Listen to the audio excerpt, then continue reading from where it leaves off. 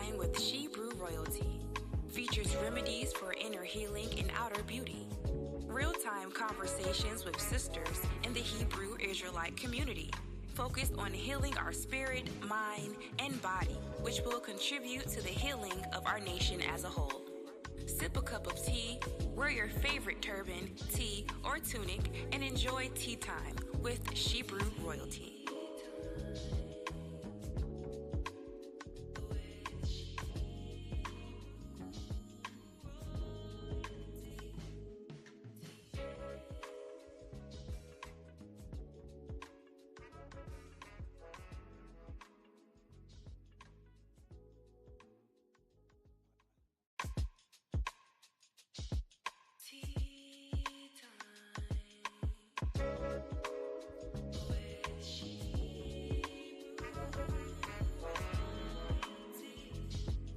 Tea Time with Shebrew Royalty features remedies for inner healing and outer beauty.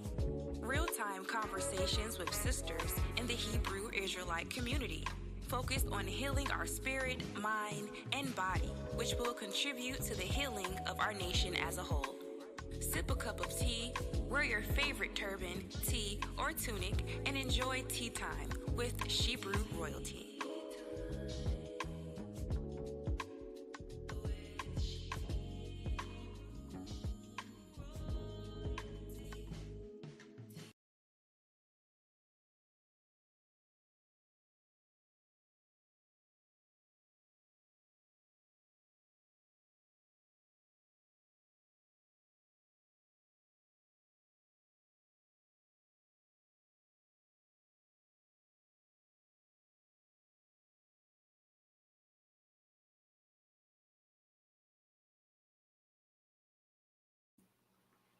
Shalom, let's try this again. My mic was muted. Shalom, sisters. Come on in. Come on in, Sister Adana. It's so good to see you. It's so good to see you. Yes, you are in, my sister. You are in. Shalom. Who else is here? Who else is here? Please drop me a note, in that comment box. Let me know that you are here. Let me know that you are here with us. Go ahead and also hit that like button. Hit that like button right now. And if you haven't already done so, subscribe, hit that notification bell, and share this video. Shalom, Sister Habkarad. Shalom. You all are so good, always on time. All praises to the Most High. All praises, my sisters. The water for coming in and being here early, because we have some things to discuss tonight. Yes, we do. So let us get this Shebrew Royal Tea Party started. Before I go any further, let us do what we do every Sunday when we come together, right?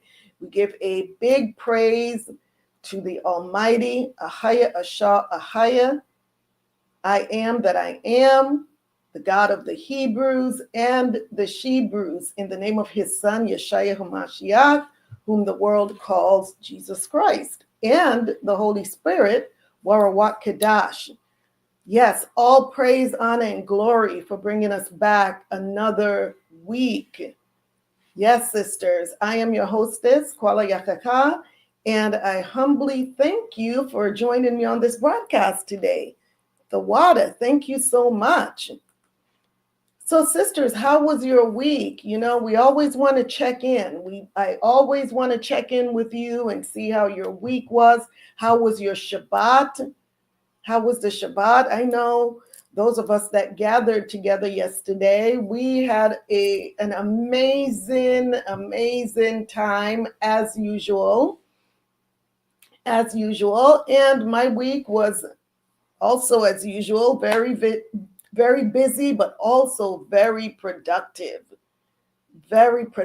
So I praise the Most High. I praise Him for every day, right? So once again, before moving forward in this discussion, let's get the disclaimers out of the way so that we can really get this Royal Tea Party started. Let me start by saying tea time with Shebrew royalty is not going to be everybody's cup of tea. And that's okay. We get it. We understand. And no problem whatsoever. But if you happen upon this channel and you realize that you don't agree with our beliefs, our lifestyle, it's okay. Keep searching YouTube.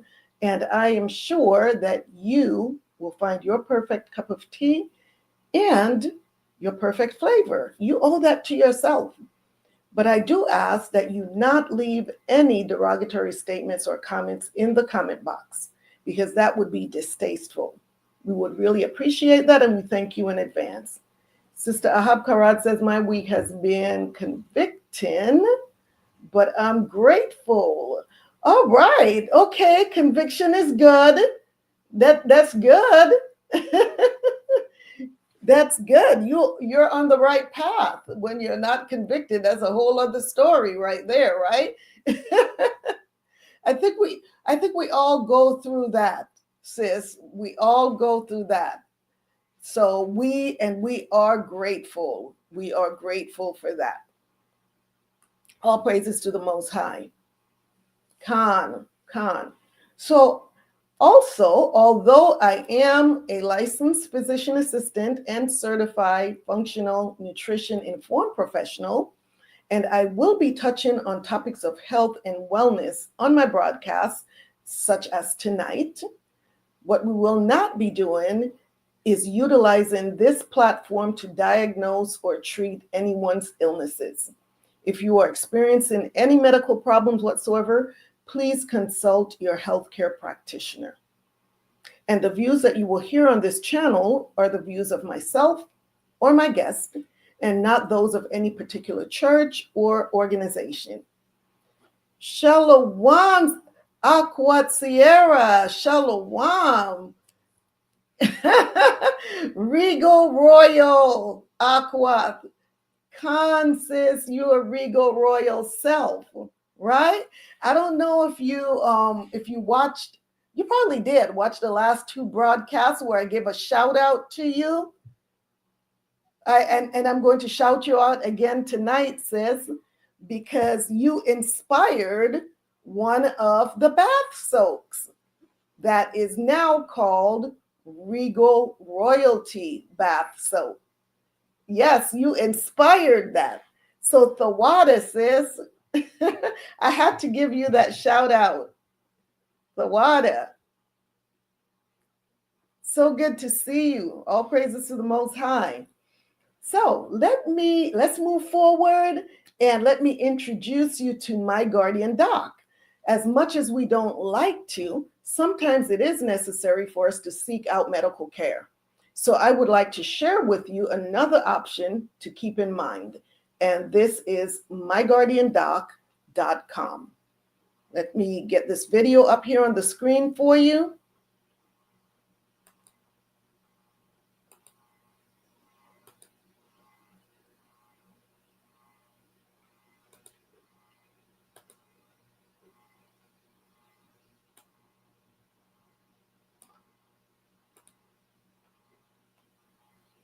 Life can throw unexpected curveballs. When it comes to your family's health, you need someone in your corner. Introducing My Guardian Doc, your virtual medicine program provides compassionate medical guidance and world-class care around the clock. Within minutes, talk to a licensed physician. We are My Guardian Doc. All our doctors are guided by our Patient Safety and Care Equity Council, whose mission is to ensure you receive safe and equitable care. For just $27 per month, your entire household gains access to a team of dedicated medical professionals. Whether it's just sniffles or sneezes, medication refills, or a question about diagnosis or treatment, or the need to speak to a behavioral health specialist in the privacy of your home, no concern is too big or too small. My Guardian Doc is here to help you. No surprise fees, no hidden costs, just quality care when you need it most. With My Guardian Doc, for just $27 per month, your entire household's associated benefits include immediately lower micromort count, which is your 1 in a million chance of dying, on-demand access to doctors, reduce healthcare costs, improve healthcare outcomes, Decreased visits to the hospital or emergency room increase your lifespan and gain peace of mind knowing your family's health is always protected. From urgent care, primary care, medical guidance, prescription discounts, hospital bill negotiation, and much more, My Guardian Doc is here for you every step of the way. Millions of people have expressed a need for My Guardian Doc. Join the fastest growing subscription service. Visit myguardiandoc.com to subscribe today, because your family's health deserves the best.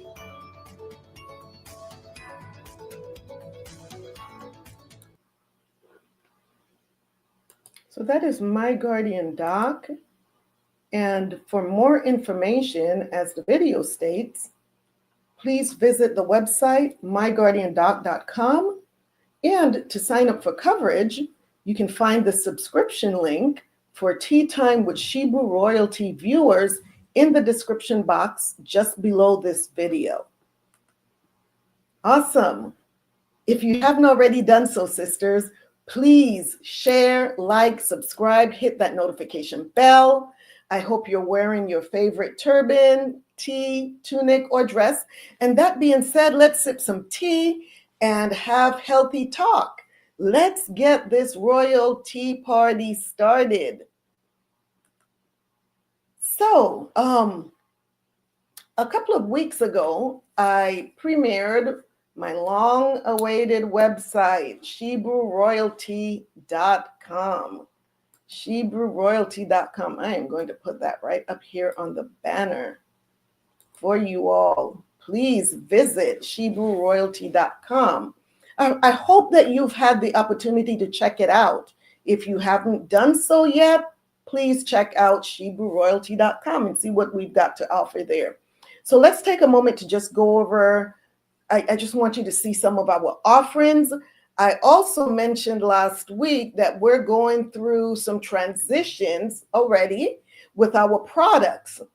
So you'll see some changes in the upcoming weeks. And as a matter of fact, there's already some changes on there.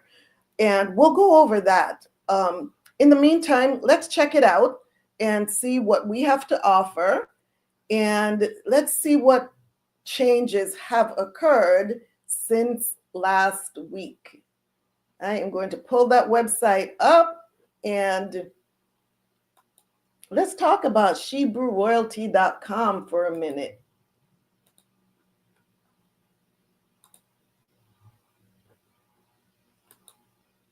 So here we are, homepage of Shebrew Royalty, LLC, Shebrew Royalty, LLC. So we're here on the homepage. And here we are, and we're all about inner healing and vitality and outer radiance and beauty. Sacred self-care for the royal woman. Yes. So discover Shebrew Royalty LLC. So over here on, let's see, on the left side, if you're facing the screen, of course, Shebrew Royalties. And this is where our changes have occurred since last week. So we'll come back to that in a minute.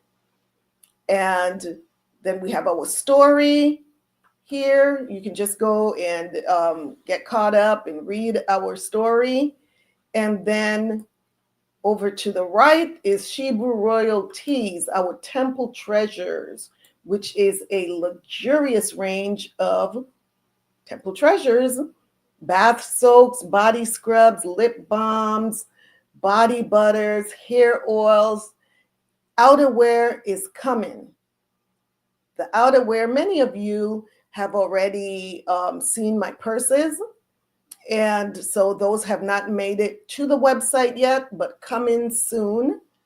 And these are curated to enhance outer radiance and beauty. So let's go to Shebrew Royalties and let's see what we have going on here. So this is where, like I said, the change has occurred. I'm going to get there on my screen right here. So here on royalties, let's see what's going on. It says here, our royalties are a collection of organic loose leaf teas designed to promote inner healing and vitality. So I've been talking about the coming of the loose leaf teas. And yes, we are here. We are here. We believe that tea is more than a drink. It's a ritual of wellness, a moment of restoration, and a sacred connection to nature. Our handcrafted, all organic teas are intentionally blended using ancient herbal wisdom to nourish the body, calm the mind, and uplift the spirit. Whether you're seeking balance, energy, or deep relaxation, every sip is designed to support your well-being from the inside out. Experience the power of nature in every cup or glass, because true royalty starts with self-care. So where the changes have occurred is previously I had the kombuchas and the lemonades and all of the other drinks on the website.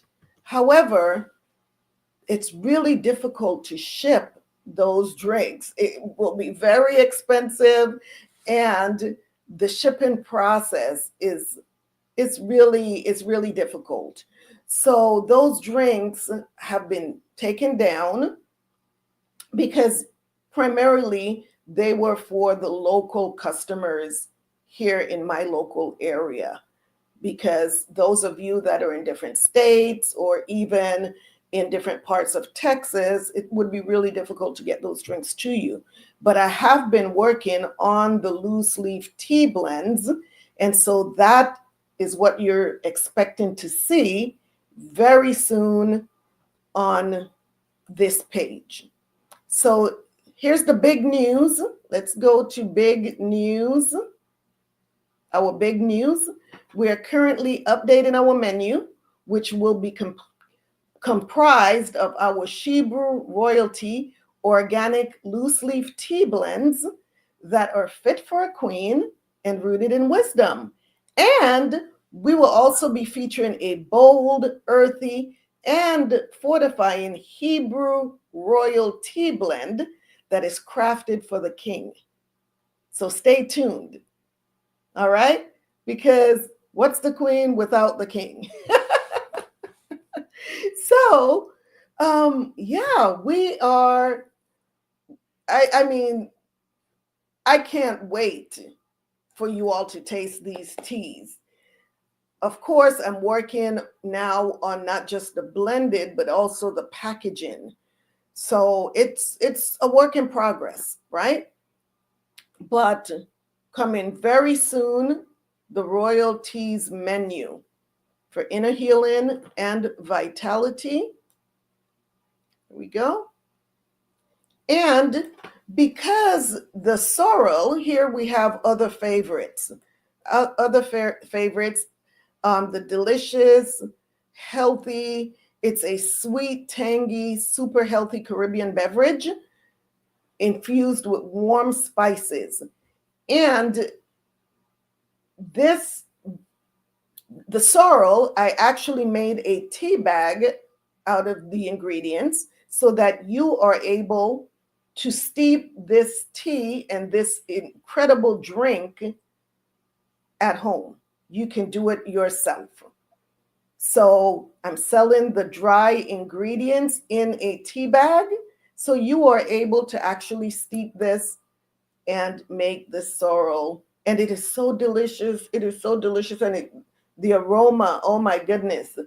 And this is a piece of the island, of the Caribbean, that you can take with you, right?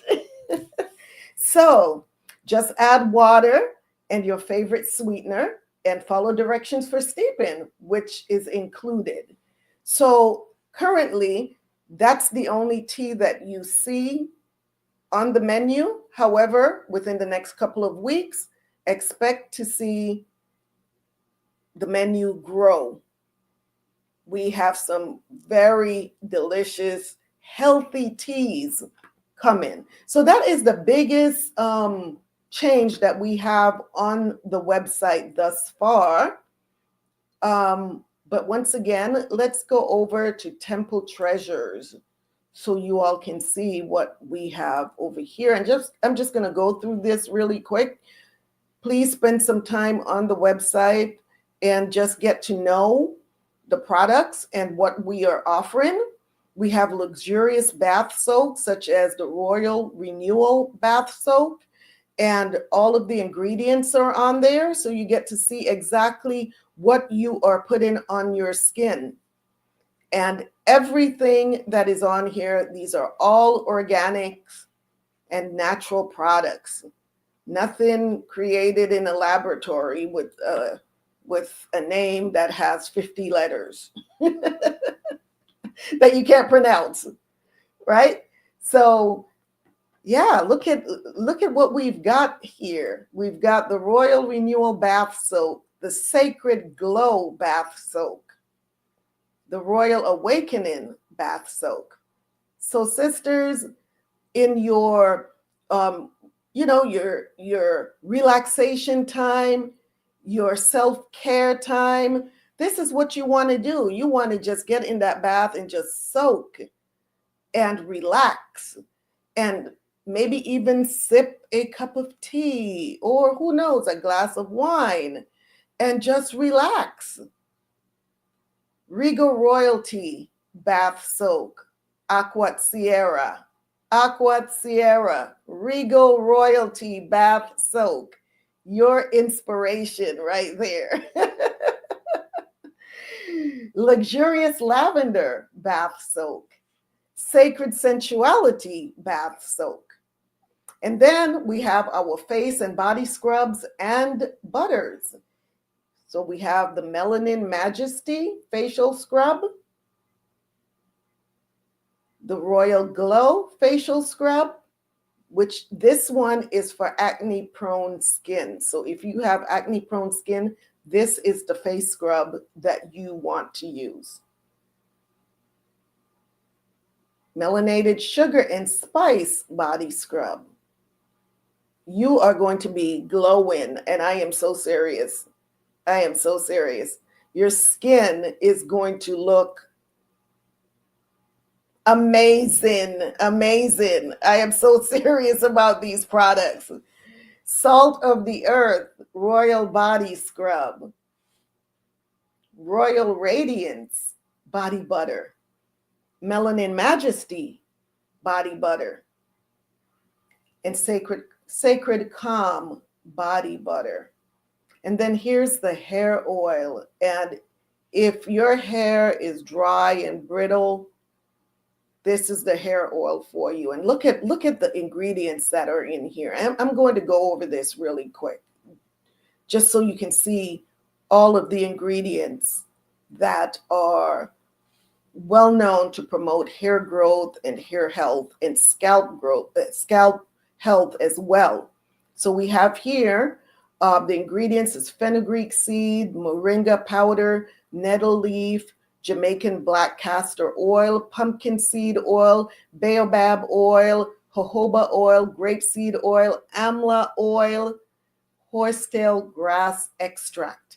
And then the essential oils, jasmine sambac, sweet orange, frankincense, rosemary, peppermint, lavender, and cedarwood.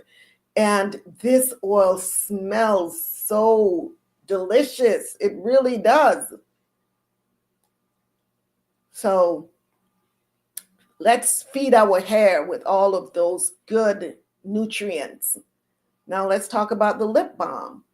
Currently, we have the Mint Essence Lip Balm. Other fragrances and flavors come in. So that is our Temple Treasures collection for now, sisters, but many more to come. Many more to come. So once again, take some time to go over ShebrewRoyalty.com. Those of you that have tried the products, I am going to get our, let's see here, reviews page up pretty soon, because I want your feedback. I want you to review these products. Let me know what you think about them. If they're, if you've seen any change in your skin, your hair, any changes that you've seen whatsoever. How do you feel about the products? How do they smell? Just any feedback that you can give me about the products will be greatly appreciated. Yes. So that is ShebrewRoyalty.com. What do you all think, sisters? What do you think thus far with what you've seen?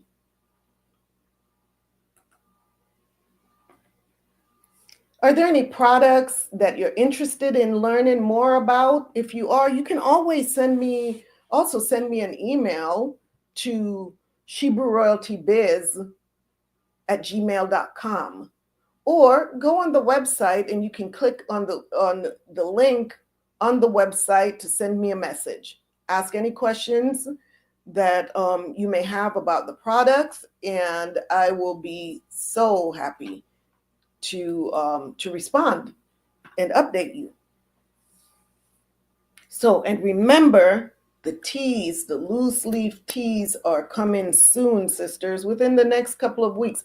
By the end of this week, I may have a couple on there, depending on the packaging.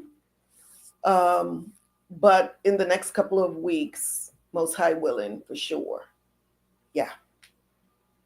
Let's see. Looks like I have a couple of comments there. Let's see what y'all are saying. Sister Jessie, Shalom. Shalom, sis. Shalom.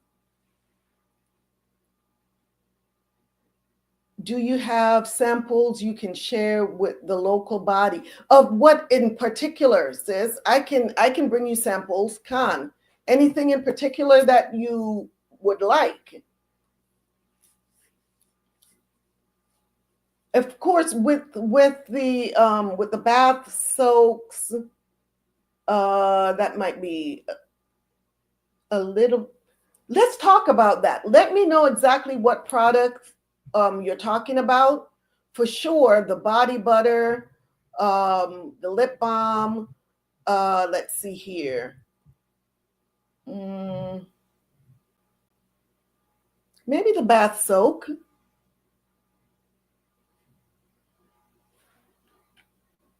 Maybe the bath soak. Yeah, let's talk. Let's talk. Maybe, what was that, sis? The cream is, did you say creams as well?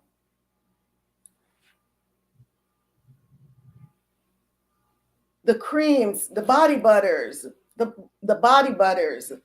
Yes, absolutely.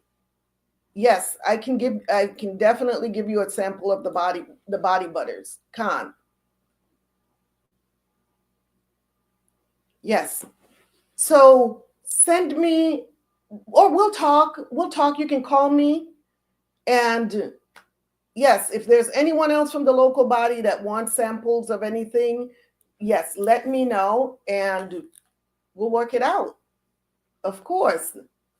Khan. So speaking of teas, we were talking about our loose leaf teas. Sisters, what is your cup of tea tonight? What is your cup of tea?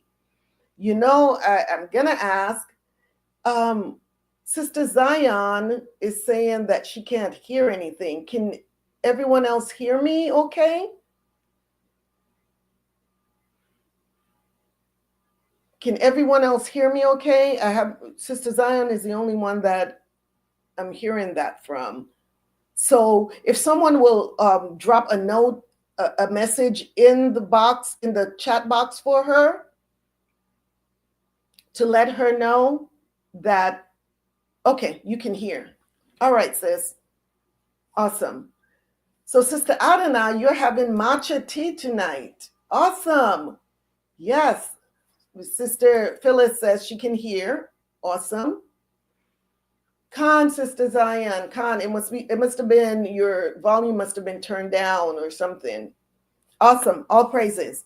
So let's talk tea. Let's talk tea.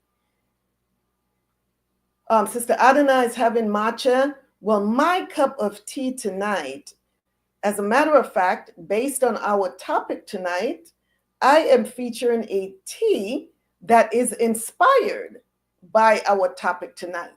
My tea tonight is Shebrew Royal Heart Tea. Shebrew Royal Heart Tea. So this is one of Shebrew Royal Tea's blends. And this tea, I don't know if you can see, it's red. It is red. And this is our Shebrew Royal Heart Tea. And this tea is a blend of hawthorn berry, hibiscus flowers, linden flower, rose petals, and lemon balm. And this is our Royal Heart Tea. And this is to promote heart health. So let's talk about one of the ingredients that's in this tea. I have a video. Well, first of all, let me talk about a little bit about hawthorn berry, because that is the main herb that is in this tea. And hawthorn berry or leaves, it's a heart tonic. It's an antioxidant and anti-inflammatory. And it is cardioprotective, which means that it protects the heart. It helps protect against heart disease. And it strengthens and supports circulation. It helps to lower blood pressure and cholesterol. And then also in this tea is hibiscus flowers, which also helps to lower blood pressure and is very rich in antioxidants. Then there's linden flower, which is calming and support blood vessel relaxation. Rose petals support moods and balances the emotions, just helps you to relax. And then the lemon balm is also soothing for anxiety and also for digestion. Sister Phyllis says she's having lemon and echinacea. Yes, that is healthy. Absolutely. Y'all are so good. Y'all are so good with your teas. I am so proud of y'all. So, hawthorn is tolerated well by most people. So this is a disclaimer here. It's tolerated well by most people at normal dosages, but it's a powerful herb. It can cause sedation and very low blood pressure at high doses. For this reason, you should only take hawthorn under the care of a healthcare provider, especially if you are taking blood pressure medications. If you're already taking medications to lower your blood pressure, you want to be careful, because this is a very powerful herb when it comes to lowering blood pressure. Children and women who are pregnant or breastfeeding shouldn't use hawthorn. You shouldn't take hawthorn with other heart medications, because like I said, it can really lower the blood pressure pretty low if you're already on blood pressure medications. So if you are under the care of a medical provider, taking medications, or have any illnesses, please consult with your healthcare provider before taking any herbs to avoid possible interactions. So let us watch this video by Dr. Mandel. He is the motivational doc. And this video is the miracle berry that cleans blood vessels and lowers blood pressure naturally. And we're talking about hawthorn berry. Let's see what Dr. Mandel has to say about this very powerful herb.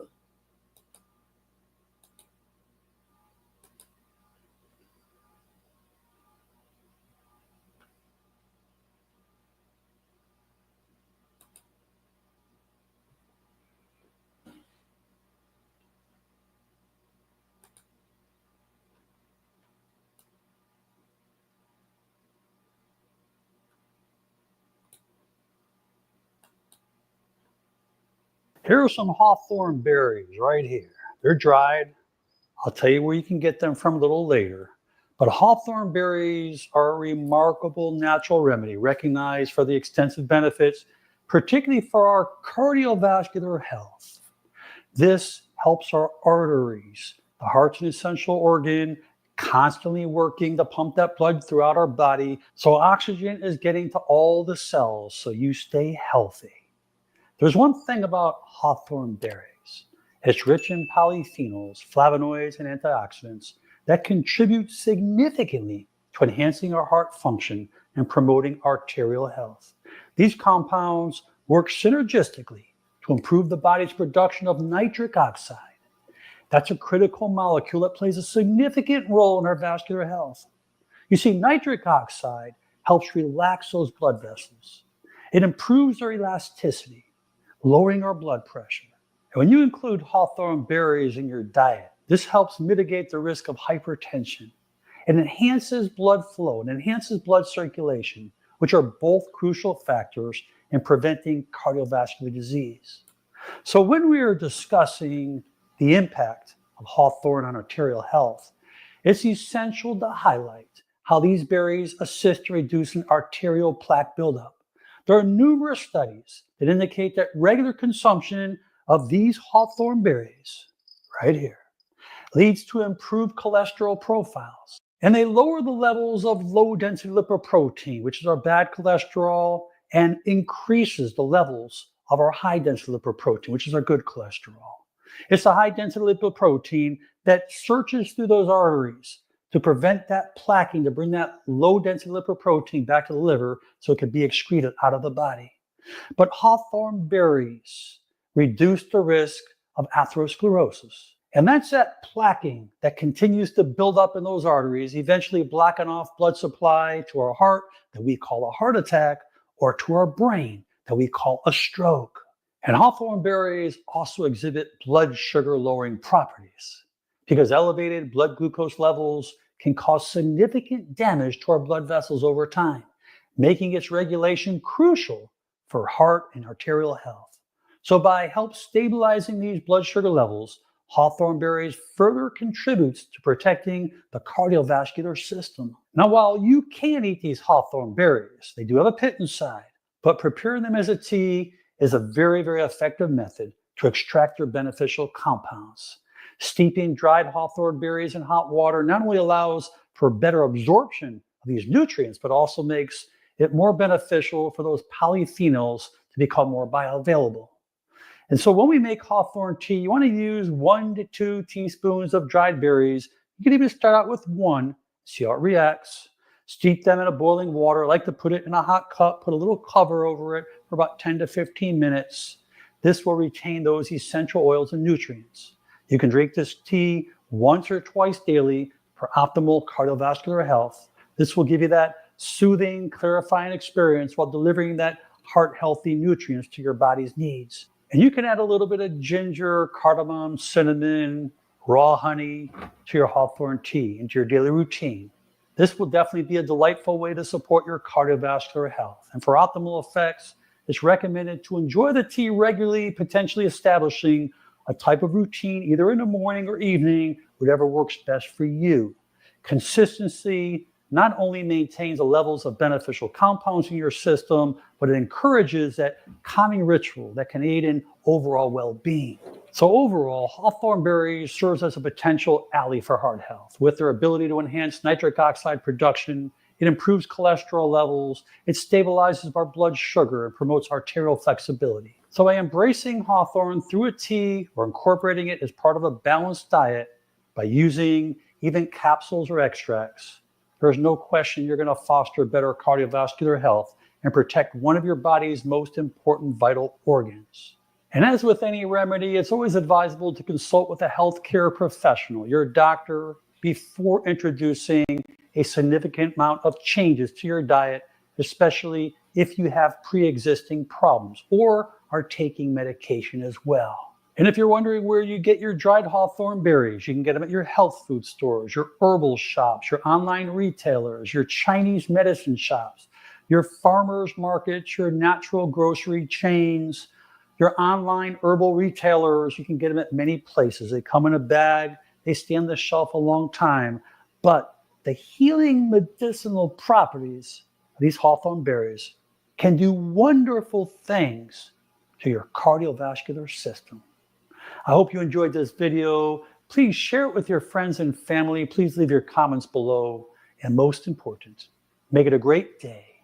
I'm Dr. Alan Mandel.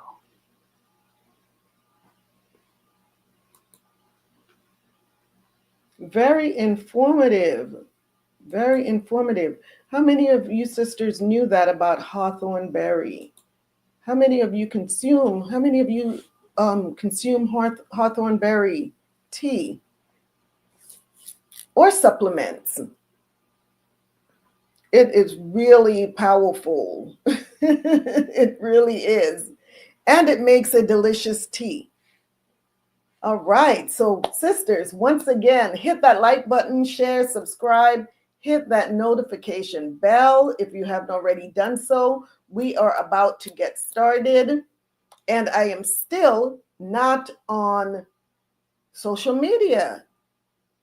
I'm working up to get in there, right? Sister Adana says I have the supplements. Awesome. Awesome. Have you seen a difference since you've been taking those supplements, sis?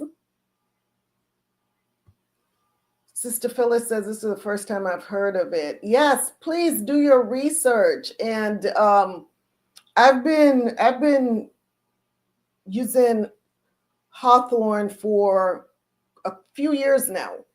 And sometimes I take it in the tincture, and then I also have the tea.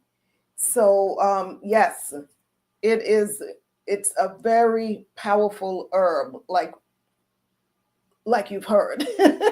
So if you're going to use it, please do your research. Talk to your doctor if you're on any medications. Oh my goodness, my sister is here. Shalom. Hi, Sister Veronica. Sister Veronica. Oh my goodness. So good to see you. So good to see you. Yes, do the research on hawthorn berry. But like I said, the Royal Heart tea is coming soon from Shebrew Royalty. Shebrew Royalty, Royal Heart tea is coming soon.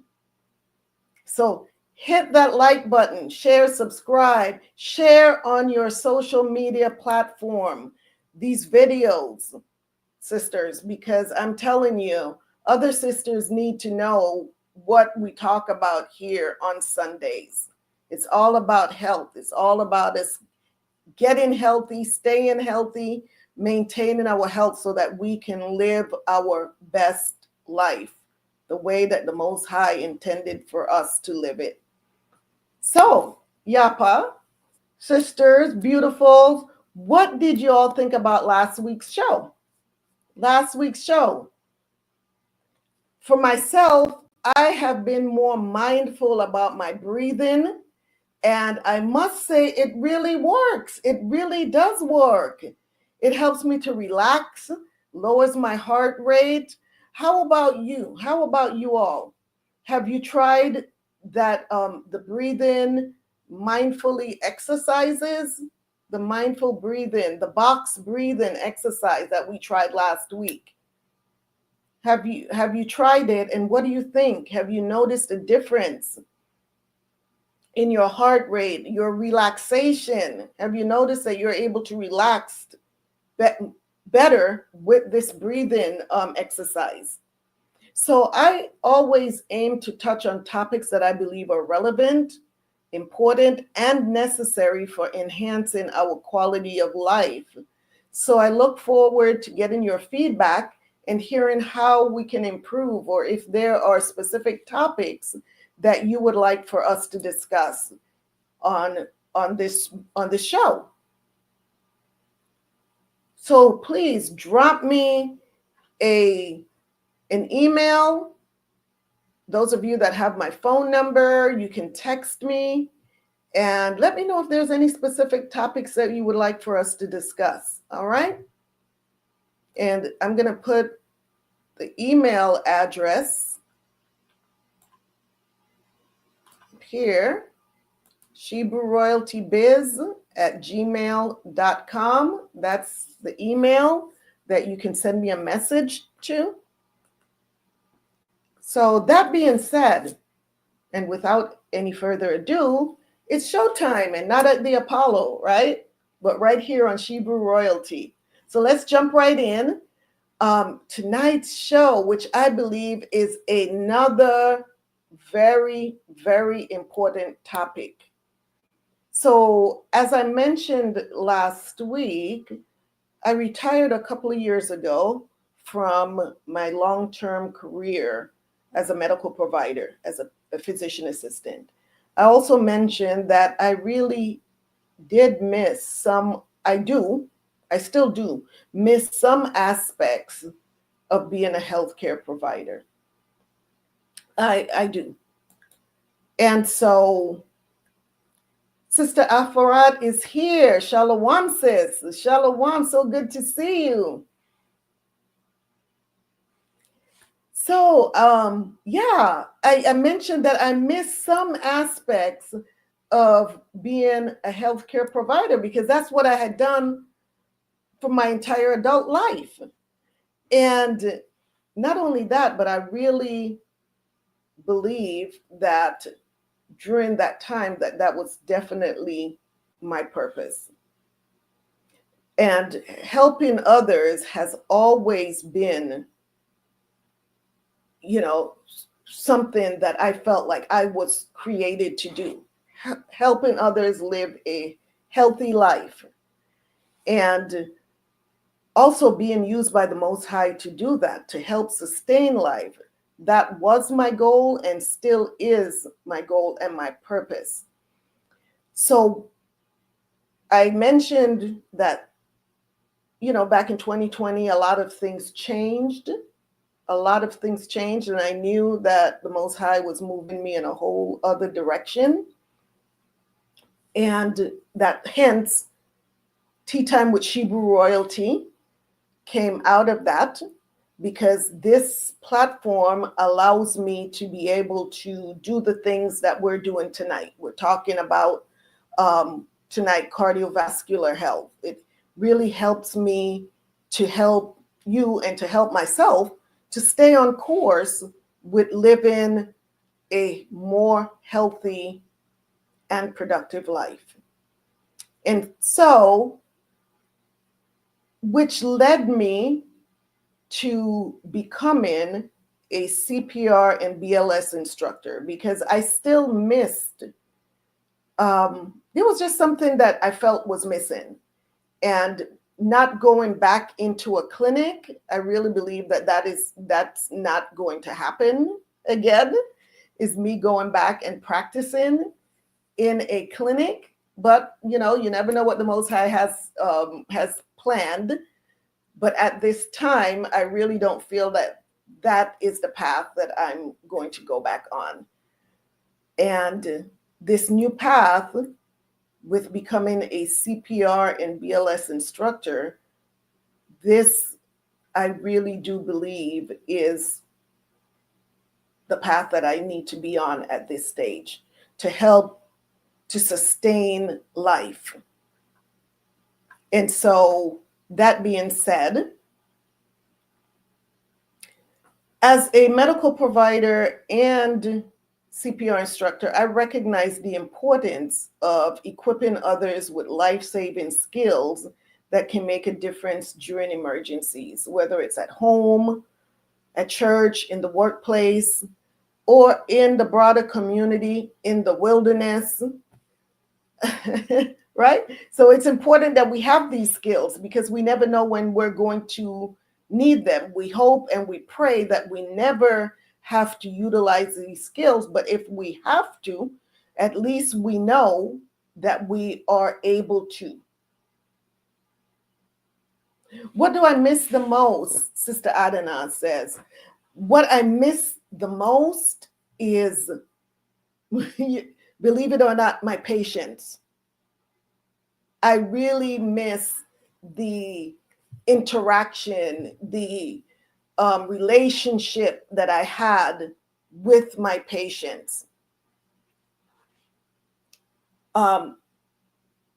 It was, I didn't look at my job, quote unquote, as just a job.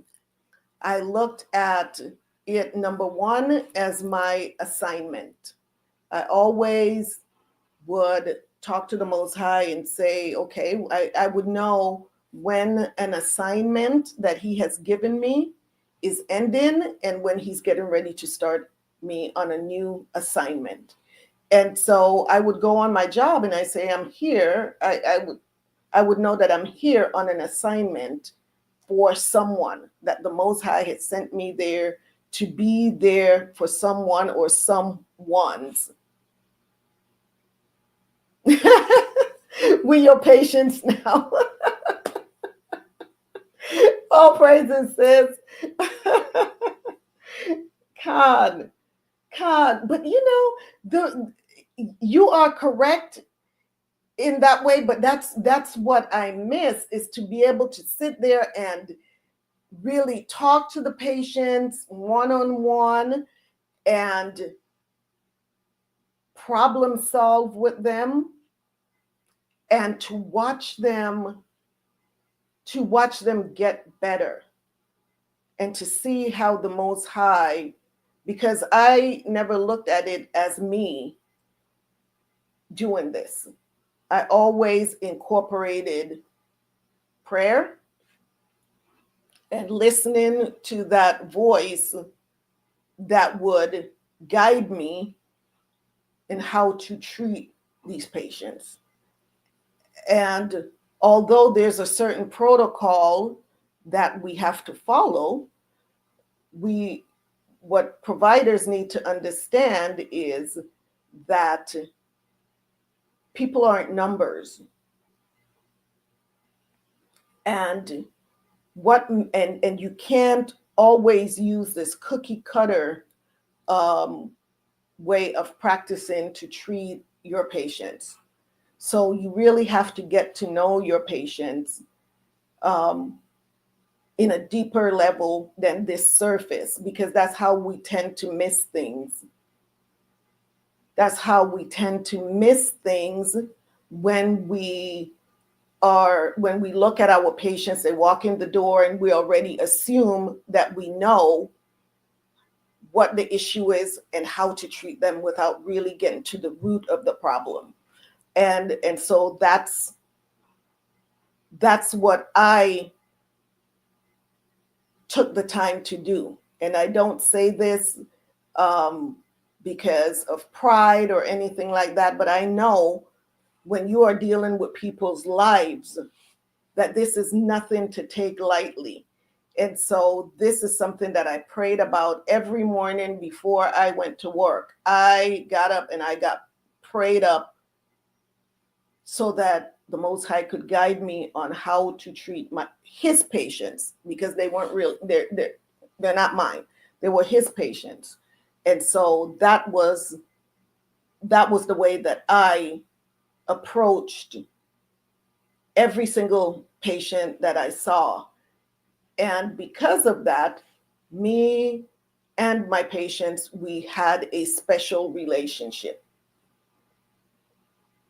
And for a lot of providers, they looked at them as just, okay, a patient. And for me, it was deeper than that. It was an assignment from the Most High. And so my goal was to get to the root of the problem and help them to fix it. So as you said, and that's really in a nutshell, although it seemed pretty lengthy, in a nutshell, that's what I missed. I missed that type of a relationship that I had with my patients. And so, like you said, now we're on this journey together. We're on this journey together, and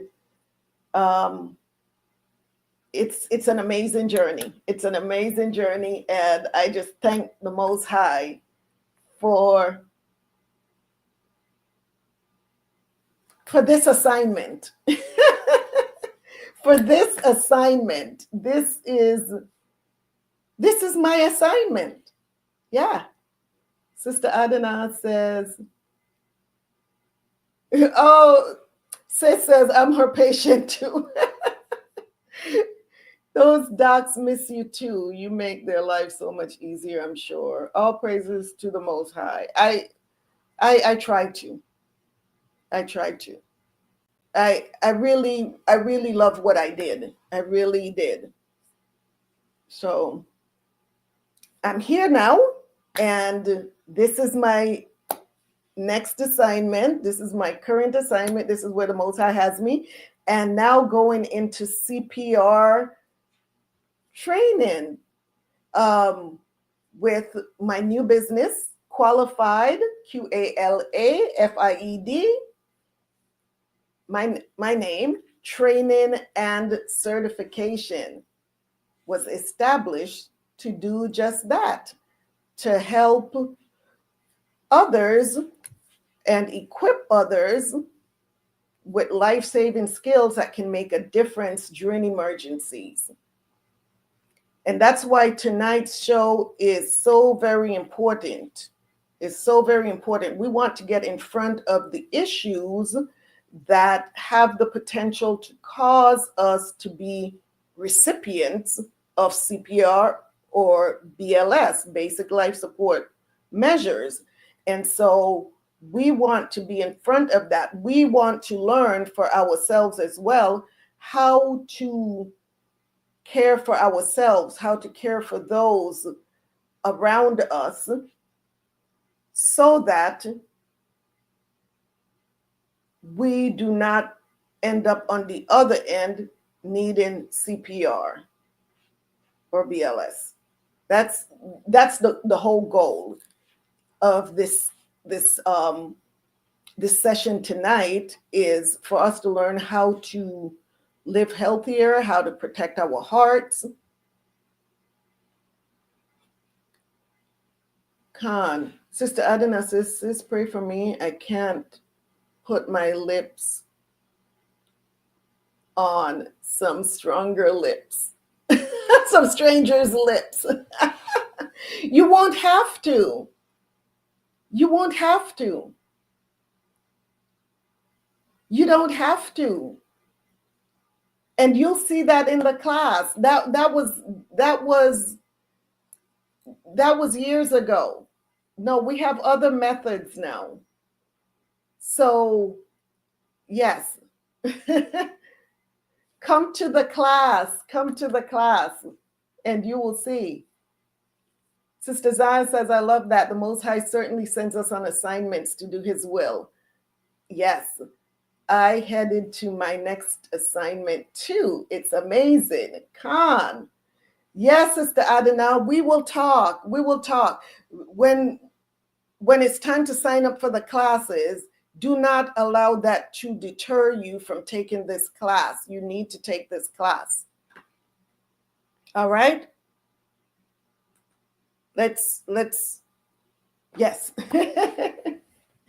So, if you're just coming in, welcome back to another episode of Tea Time with Shebrew Royalty, where ancient wisdom meets modern wellness for the royal woman. I'm your hostess, Qala Yakachaa, and tonight we're pouring into something that too often goes unnoticed until it's too late. So we're talking about the sacred rhythm within us all, our hearts. Our hearts. We're talking about our hearts tonight.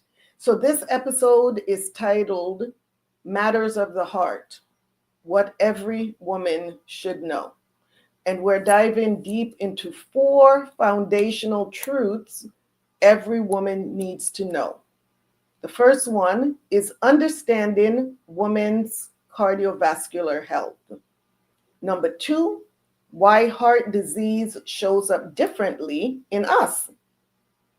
Number 3, the hormone-heart connection. And number 4, how self-care is our divine protection. We can't stress self-care enough. That's why so many, if you go back and you look at some of my videos, you will see so many of these videos touch on self-care, because it is so difficult to care for others and to take care of others if we neglect ourselves. So self-care is really important, and it's also cardioprotective. It protects our heart, right? So go ahead, sip your tea, breathe deeply and mindfully like you learned last week. Take those deep breaths and prepare to reconnect with the powerful rhythm of your own heartbeat. Let's reconnect. So let's start off with understanding women's cardiovascular health. So we want to start with the facts about women and heart disease. And like I do every week, I usually don't put the articles up on the screen anymore because a lot of times I completely forget to drop the links to these articles in the comment box. So that's what I'm going to do tonight. I'm going to drop the links as I read them. They're going to be in the comment box for you to also pull up on your computer and follow with me along with these articles. Okay, so our first article is the facts about women and heart disease. Let me get this for you. And I'm going to drop this link. Please follow along with me. And you'll also have these articles to share with others. Please pass this information on. And so this first article is by Go Red for Women, and it is called The Facts About Women and Heart Disease.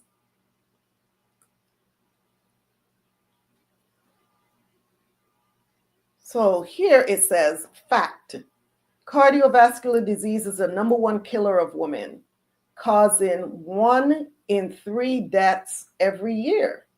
It's a third of our mothers, sisters, friends, neighbors, co-workers, and more.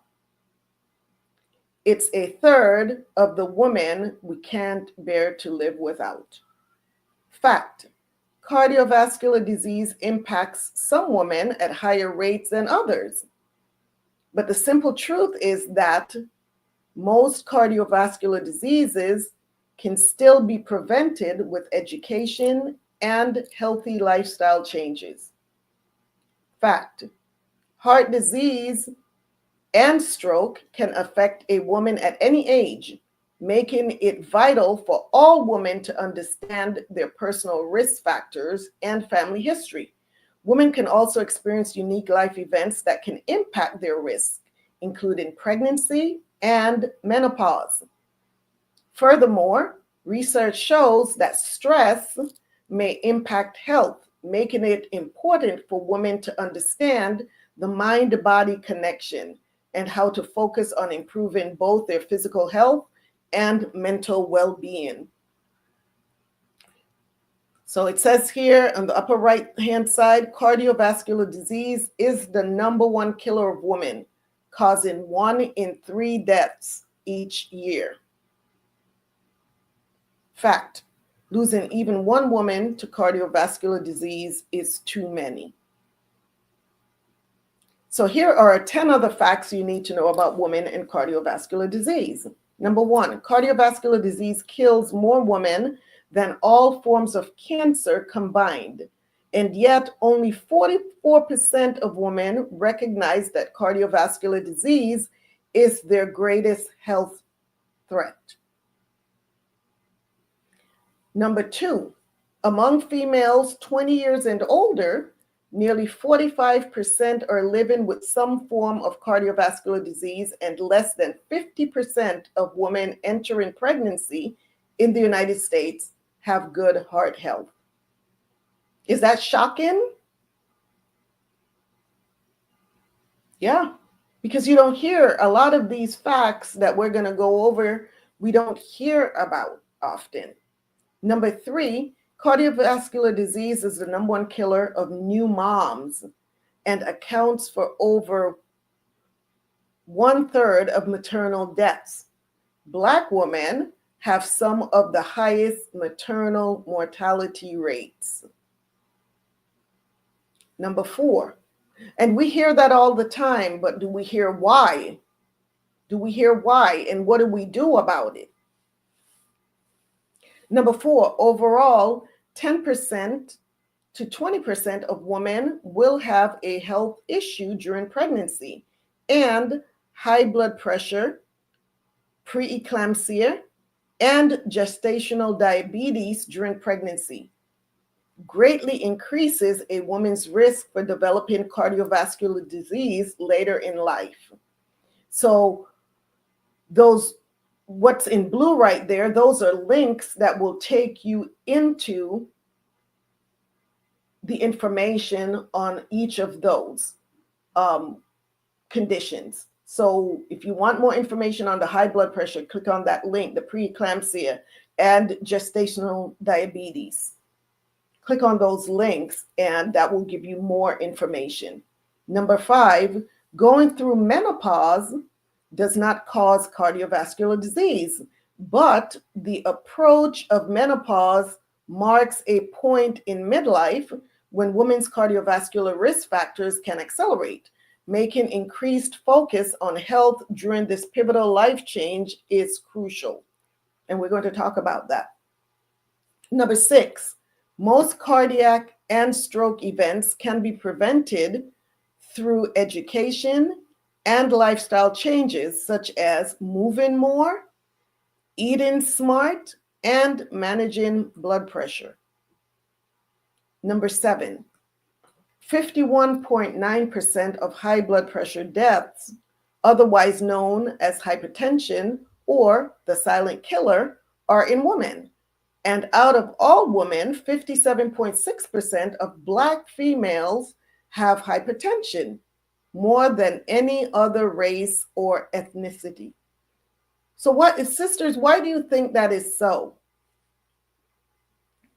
Why do you think that we have the highest rate of hypertension?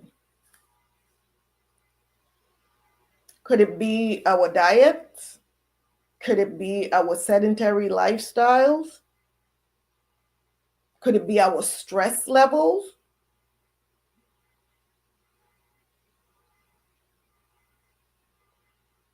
Our diet? Yes, absolutely. Diet is a huge contributing factor to us having high blood pressure and other diseases, diabetes, and so on and so forth.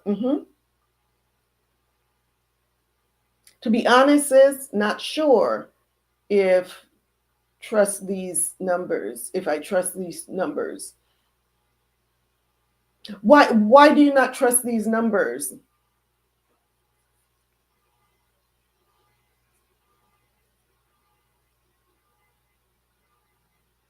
How many of the women in your life, just in your circle, do you know that have high blood pressure or diabetes?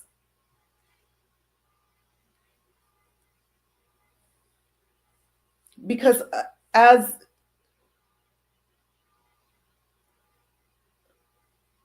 I do believe these numbers are correct. because many of us that we weren't raised. It's a combination of everything. Sister Jean says we carry a heavy load. Exactly.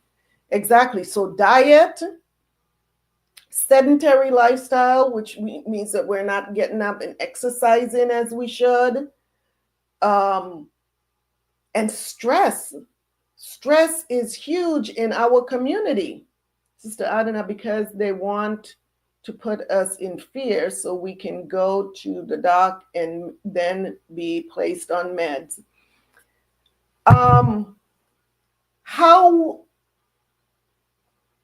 First of all, no one can make anyone do anything, right? Knowledge is power.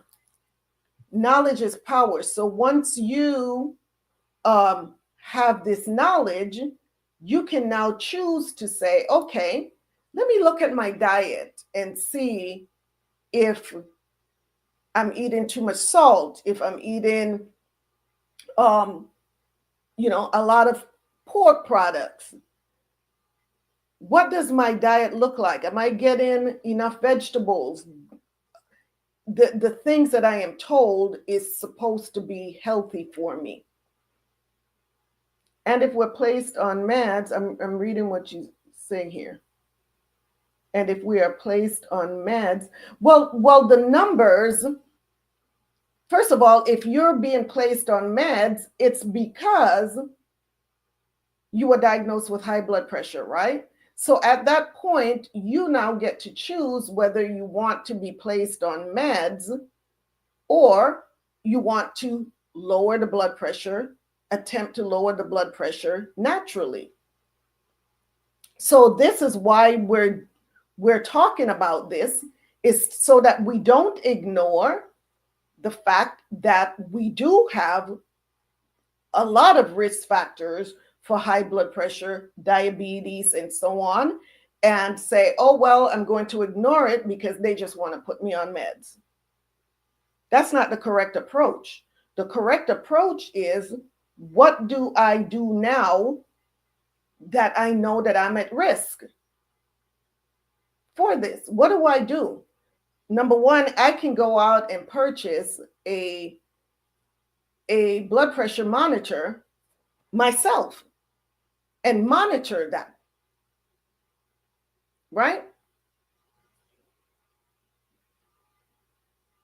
If I monitor it and now I learn and I educate myself how to decrease my blood pressure, then is anyone forcing you to go into the doctor and get on meds?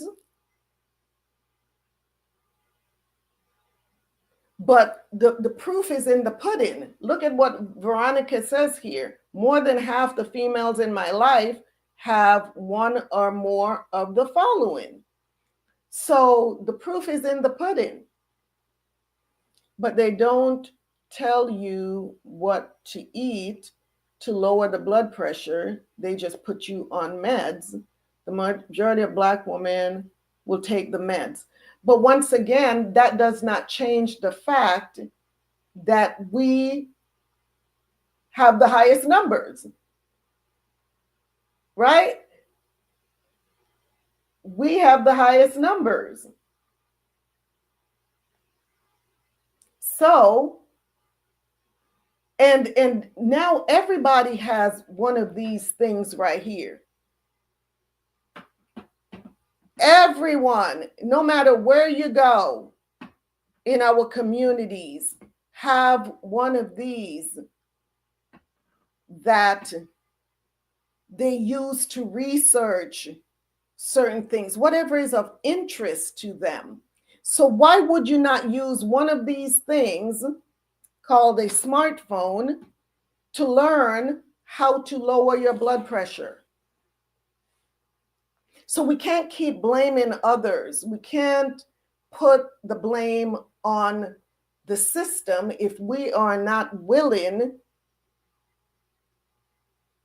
to educate ourselves and to learn as well. Because for me, as having been a medical provider, When I went to school to learn, the PA program that I went to was the Stanford PA program. They drilled in us,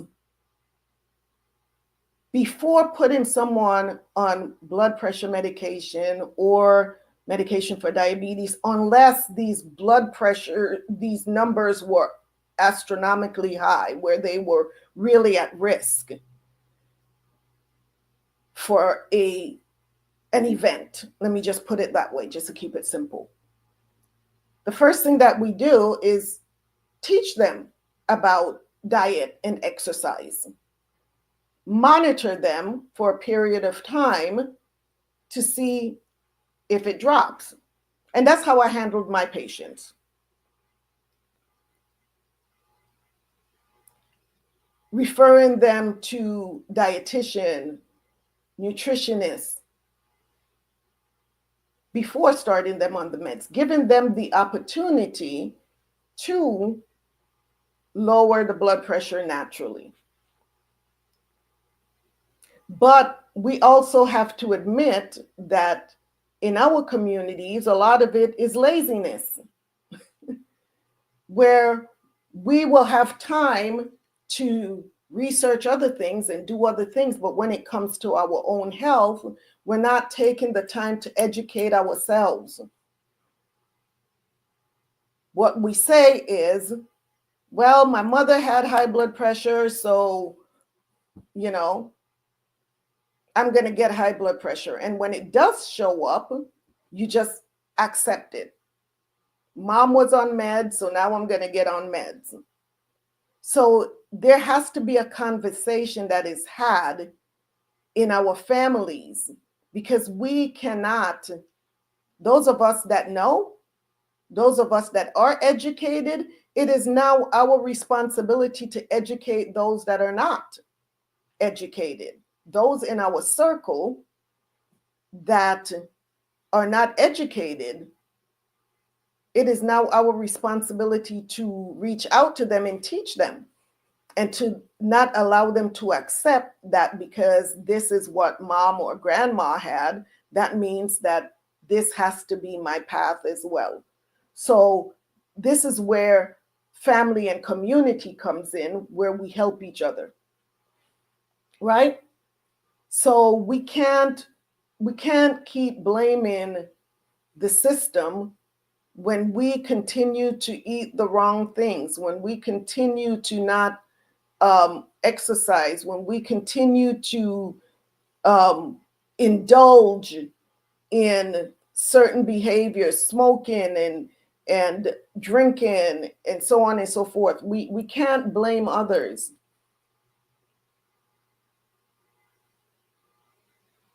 Now it is the time for us to take our health in our own hands and fix these problems.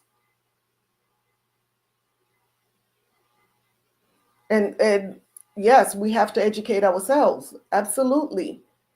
We can't keep blaming others. Because you know us as a people, when we want to do something, we do it. We have the passion, we have the drive to do the things that we want to do. So if we really want to be healthy, we will have the passion and the drive to do it. If we want to know about something, if we want to know what's going on, it's so such and such a place or whatever, we know how to get on this phone and do the research. Why is it that we can't get on this smartphone or get on the computer to learn, type in how to lower my blood pressure naturally? Why can't we do that?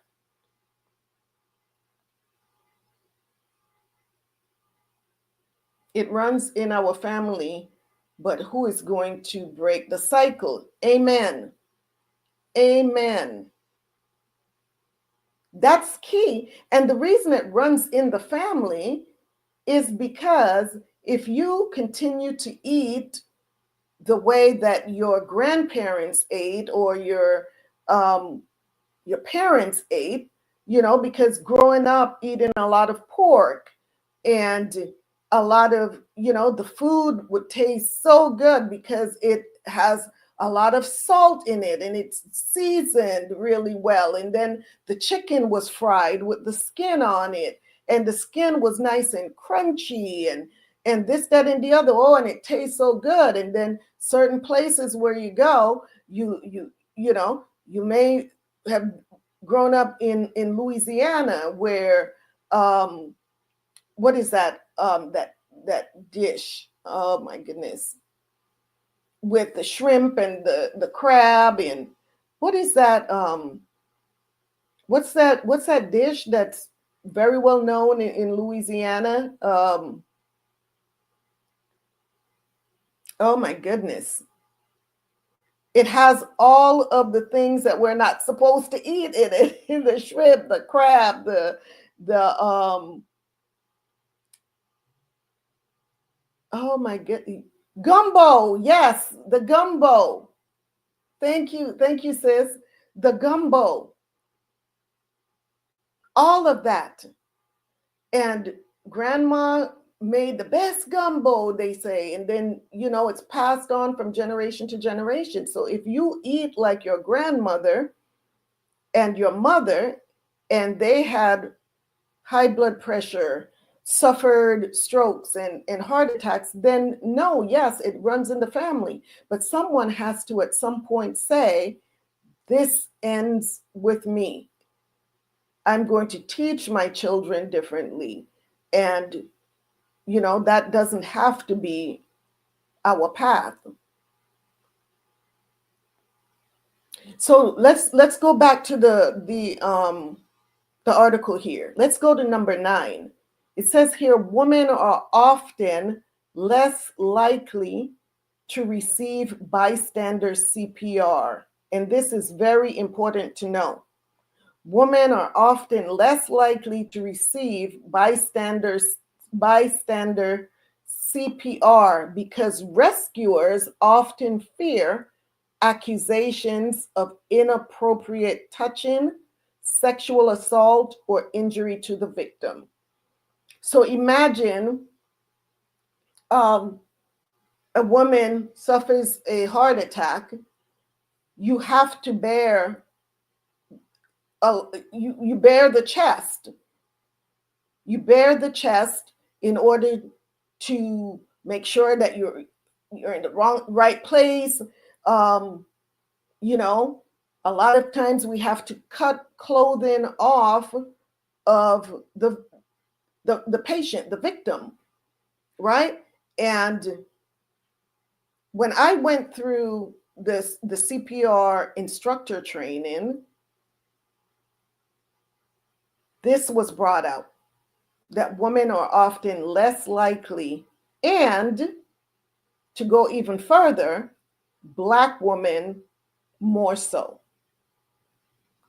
are less likely to receive bystanders CPR. So keep that in your mind.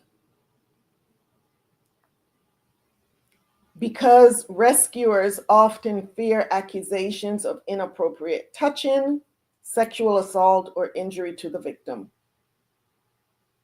Number 10, women continue to be underrepresented in science, technology, engineering, and math fields, as well as in research. In fact, women occupy nearly half of the US jobs, 48%, but only 27% of jobs in the STEM fields. Furthermore, only 38% of participants in clinical cardiovascular trials are women.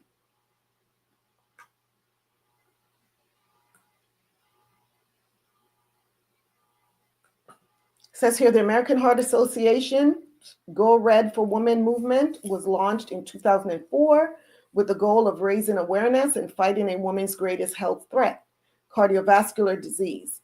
Today, Go Red for Women not only advocates for the health of all women, funds life-saving research and educates women across the United States and around the world, but is committed to removing the unique barriers women face to experiencing better health and well-being. So that's art. And as you can see, there are other links here. Heart disease in Black women, which is going to be the next article that we're going to go into. So what did you all think about that first article? We did have quite a bit of dialogue there. We did, because we have to be, I mean, we really have to start spreading the word, Obesity is another huge factor in cardiovascular health. Another huge factor.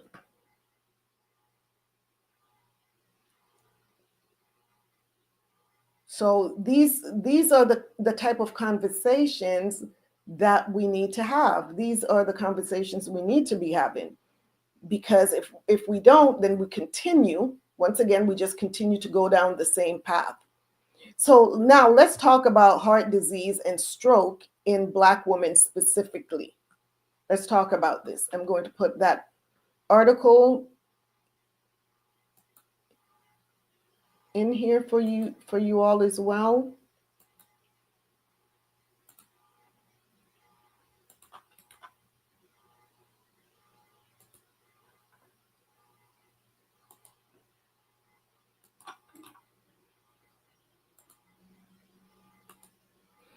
Heart disease and stroke in Black women.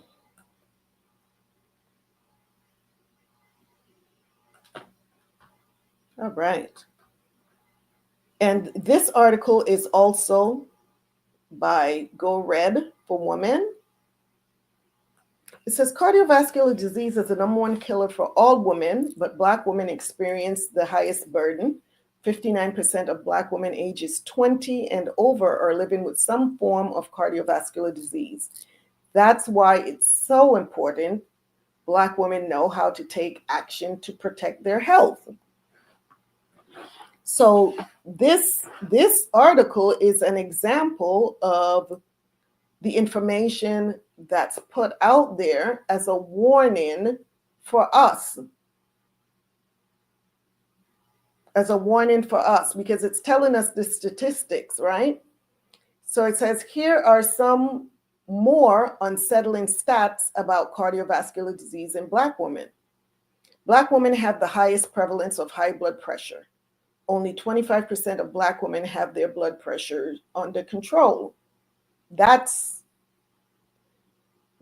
alarming, right? 25%. Almost 57% of Black women are obese, the highest percentage among all racial, ethnic, and sex groups. Black women are more likely to have undiagnosed diabetes. The prevalence of stroke for Black women is 2 times higher than that of white women. When it comes to prevention, awareness and education are key. Women should know their unique risk factors and speak to their healthcare team about reducing risk. So we don't wait until it's out of control. Let's talk about reducing the risk. Women should also make it a goal to follow the American Heart Association's Life Essential 8, a checklist for good lifelong health. This includes a healthy diet, physical activity, not smoking, adequate sleep, and controlling weight, blood pressure, blood sugar, and cholesterol. Pregnancy, menopause, and cardiovascular risk for Black women. Throughout a woman's life, her risk for cardiovascular disease can change, especially during pregnancy and menopause.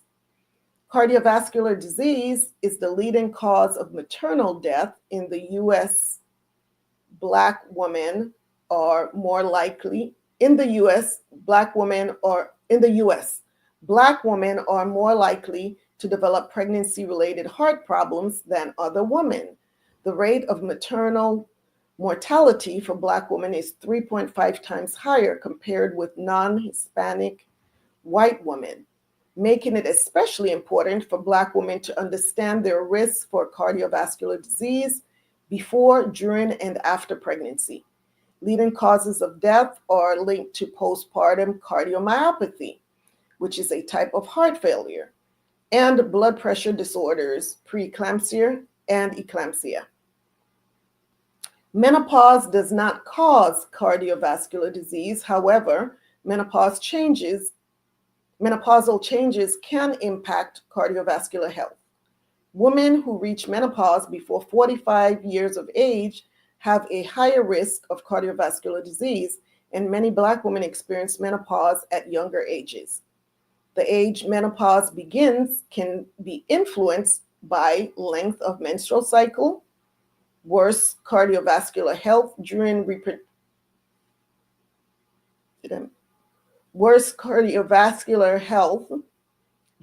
reproductive years, and socioeconomic factors.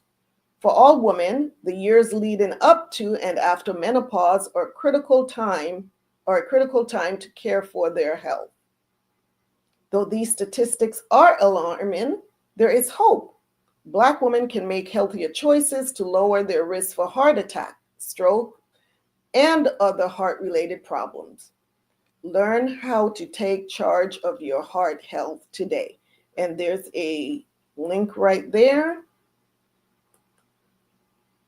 And I'm going to click on that link. And it goes into the healthy living. Talks about eating smart, moving more, and be well. And so this is a really good article and website to share with those that you love, that you know are struggling with high blood pressure or diabetes, or even before they start struggling, right? Before they have been diagnosed. This is where we come in. This is where we now take control of our legacy.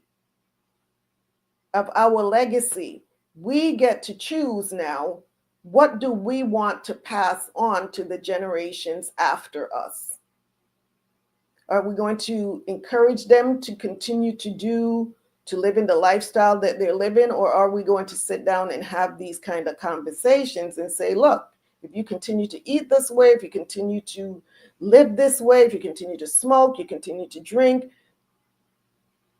this is the path that you're taking. And at the end of the day, the choice is theirs, right? At the end of the day, the choice is theirs. But I think that we really need to start having these type of conversations in the home. We don't wait for the doctors to have these conversations with us. We start in the home with these conversations.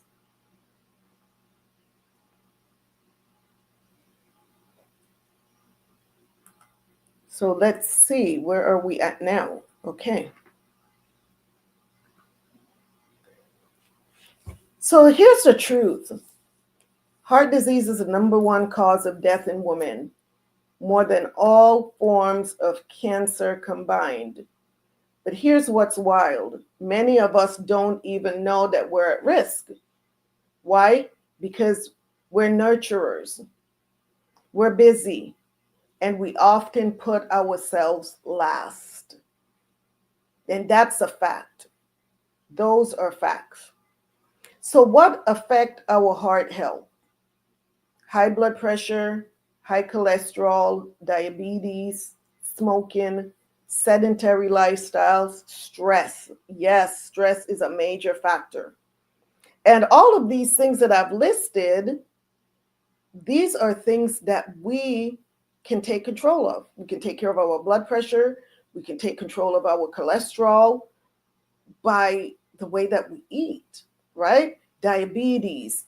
If we're smoking, definitely need to stop smoking. If we're sedentary, we need to get up and move, exercise. And you don't have to have a gym membership to exercise. Walking is free. You can just go outside and walk. For the young people, go outside and jog. Those of us who are older also that can jog, some of us, our knees or wouldn't let us jog. But if you can jog, go outside and jog, right? So why does heart disease look different in women? Let's talk about that. Did you know that a heart attack looks different in a woman? I can walk faster. That's correct. You can walk faster, get that heart rate up. Did you know that a heart attack looks different in a woman than it does in a man? When men have heart attacks, they often feel the classic chest pain, pain going down the left arm. But in women, it can be much more subtle. So in women, the signs and symptoms may be fatigue that just won't go away. You're just exhausted. You're just tired. Nausea or indigestion, jaw, back, or neck pain, shortness of breath, anxiety or dizziness. So many women chalk these symptoms up to stress or hormones, and they just power through. But your heart is whispering to you, it's telling you silently. So we need to listen before it starts screaming, right?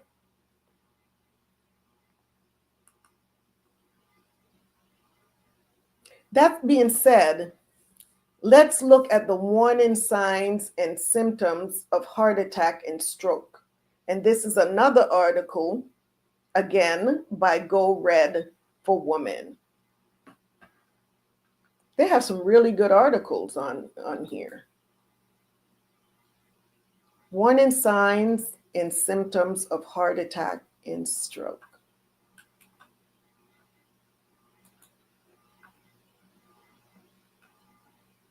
I'm going to put this link in here.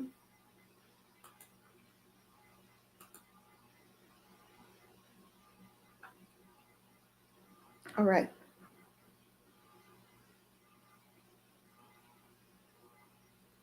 So, and although I mentioned that the signs of a heart attack are often different in women than in men, you still should never ignore any of the classic signs of a heart attack or stroke.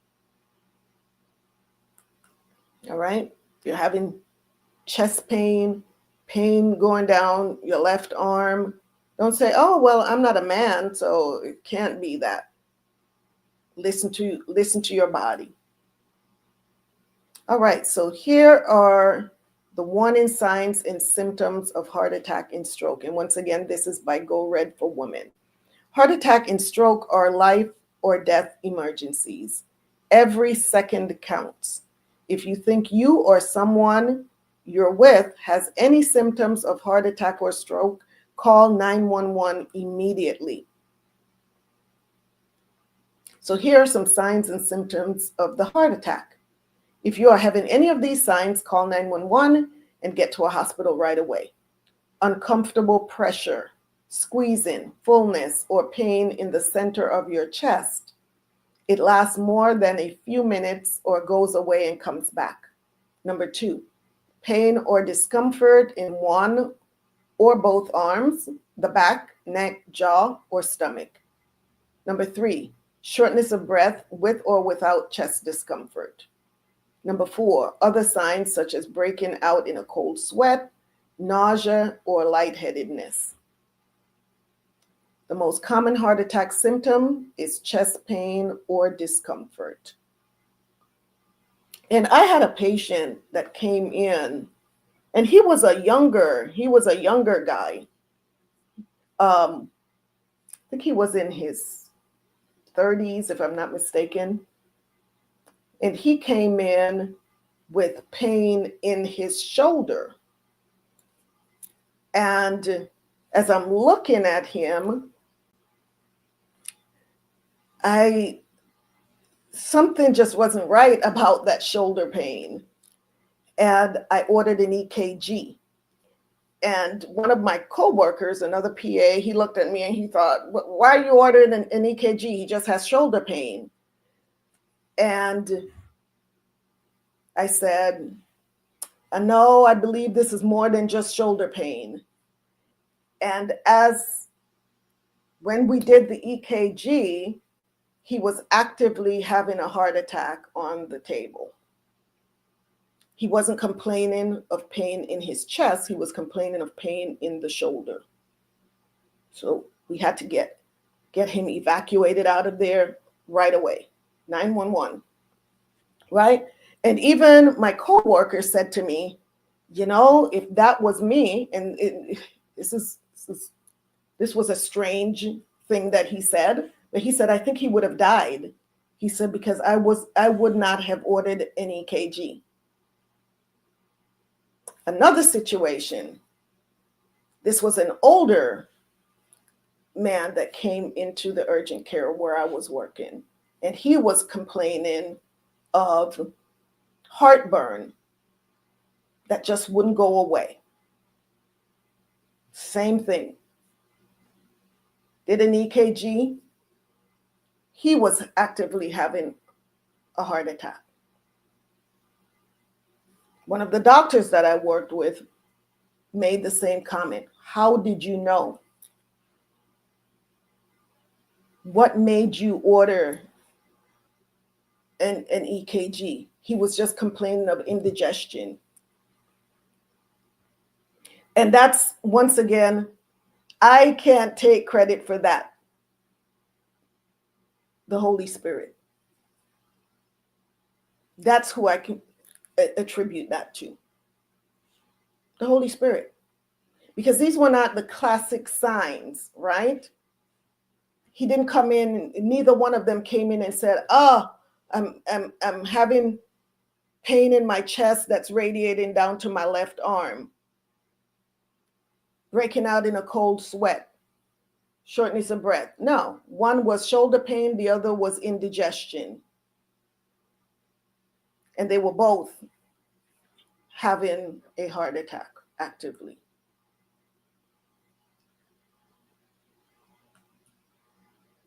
So when we go over these signs and symptoms, you will know, you will have that gut feeling that something isn't right. Do not ignore. When your body is speaking to you, do not ignore it. I would much rather you say, okay, let me go in and get this looked at, and it come back as nothing, then you ignore it and it turns out to be something and it's too late. So let's talk about the signs and symptoms of a stroke. If you have any of these signs, call 911 and get to a hospital right away. Number one, sudden numbness or weakness of the face, arm, or leg, especially on one side of the body. Number two, sudden confusion, trouble speaking or understanding. If you witness this on someone else, please call 911. Sudden trouble seeing or blurred vision in one or both eyes. Number four, sudden trouble walking, dizziness, loss of balance or coordination. And number five, sudden severe headache with no known cause.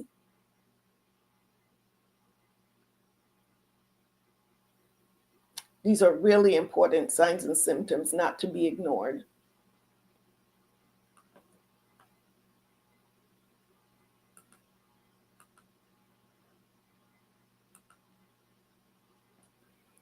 So let's talk about hormones. Our hormones are divine messengers, and estrogen plays a powerful role in heart health.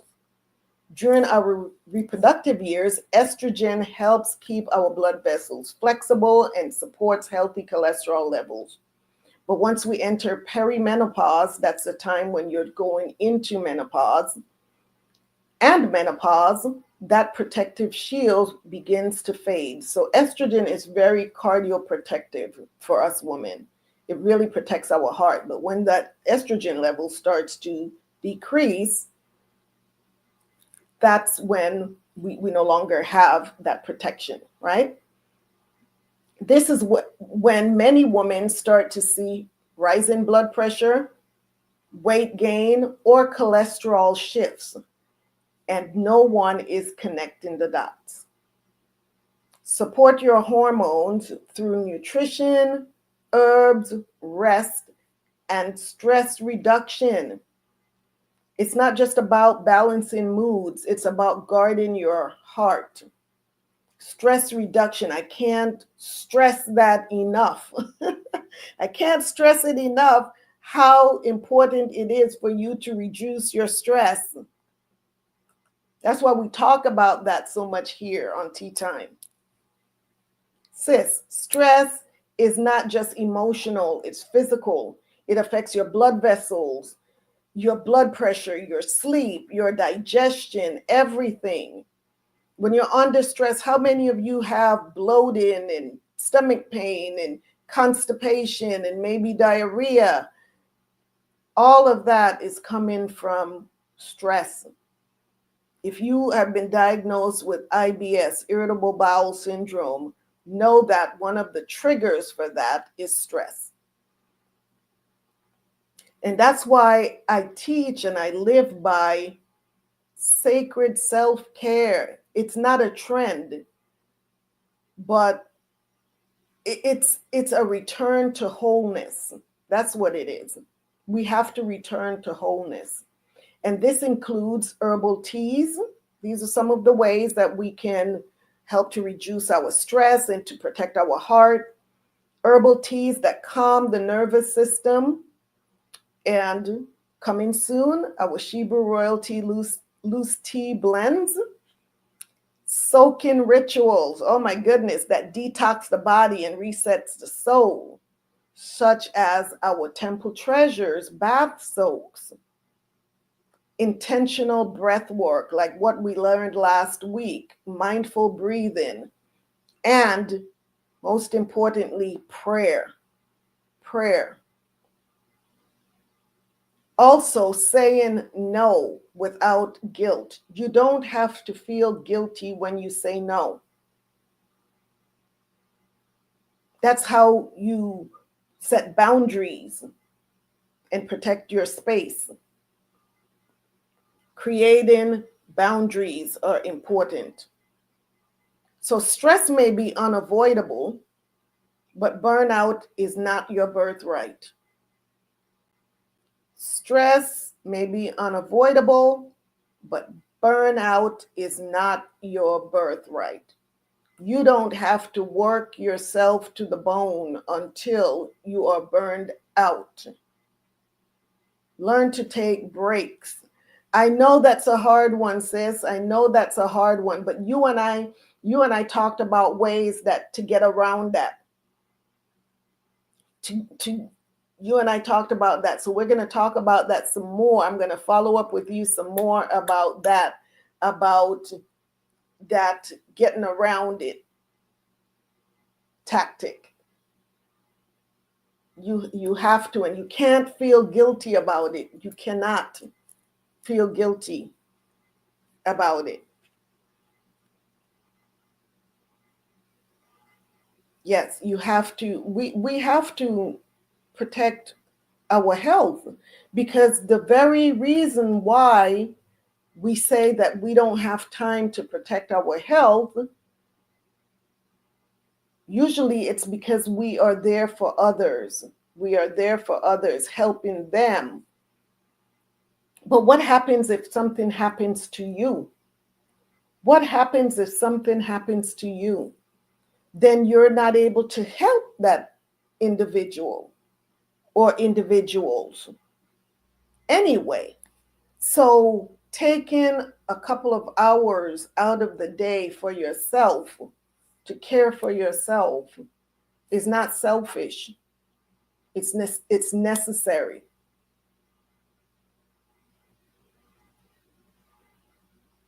So if you're feeling called to nurture your heart during this season, I mentioned the Royal Heart Tea that's crafted with hawthorn, hibiscus, linden, and rose, and lemon balm. That's coming soon. You can also, if you are comfortable with taking hawthorn, if you know, go over that video that we talked about. If you're taking high blood pressure medications, you may not want to incorporate the hawthorn berry, but also having a conversation with your doctor about weaning you off. That's a conversation to be had with your healthcare provider, and now incorporating more natural remedies. But before doing that, I would really recommend that you, as part of your healthcare team, you get a naturopathic doctor on board. So while your primary care doctor is lowering your blood pressure medications or your diabetes medications, whatever it may be, now your naturopathic doctor is putting you on the natural remedies to replace the medications that you're on. So you need to do this safely. You really need to do this safely. You cannot just stop any of these medications. If you're taking medications, you can't stop them cold turkey. That is going to throw you into a crisis, into a bad place. So if you're already taking medications and you are considering transitioning to natural medicines, please incorporate a naturopathic doctor on your healthcare team. Okay? And if you're looking for one, let me know. Reach out to me. I have a really good naturopathic doctor that I can refer you to. But yes, these are, like I said, these are the conversations that need to be had. Pair it with our Royal Heart Soak, which is also going to be on the Temple Treasures collection. It's a blend of healing botanicals to soak away tension, improve circulation, and bring you back to center. And this Royal Heart Soak also has hawthorn berries in it. And you may also want to try our Royal Femininity, which is a hormone balancing blend. It's a smooth, feminine herbal blend designed to support hormonal balance, relaxation, and inner glow. Crafted with red raspberry leaf, chamomile flowers, linden leaf and flowers, rose petals, lemon balm, spearmint, and shiitake root. Are there any who accept medical insurance? Unfortunately, I have not found a medical insurance that allows naturopathic doctors on their plan. It's not that they won't accept the insurance, it's that the insurance does not have them on the plan. So unfortunately, I don't know of any that I don't know any health plans. That would be a question. They will be available for purchase in a couple of weeks, sis. But you and I are going to talk. So, Sister Phyllis, I recommend you call in your insurance, whoever they may be, your plan, and asking them, because stranger things have happened. You know, stranger things have happened. Who knows? Maybe, who knows? But if we start calling these health plans and letting our requests be known, then they will probably rethink and see that there's a need for these naturopathic doctors on their plans. Whatever you have that helps with energy. Okay, you need energy. Okay.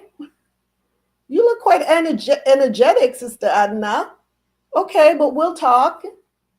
I don't have anything at this stage that I say is just, oh, it's, a stimulant or anything like that, but we'll talk and I'll see.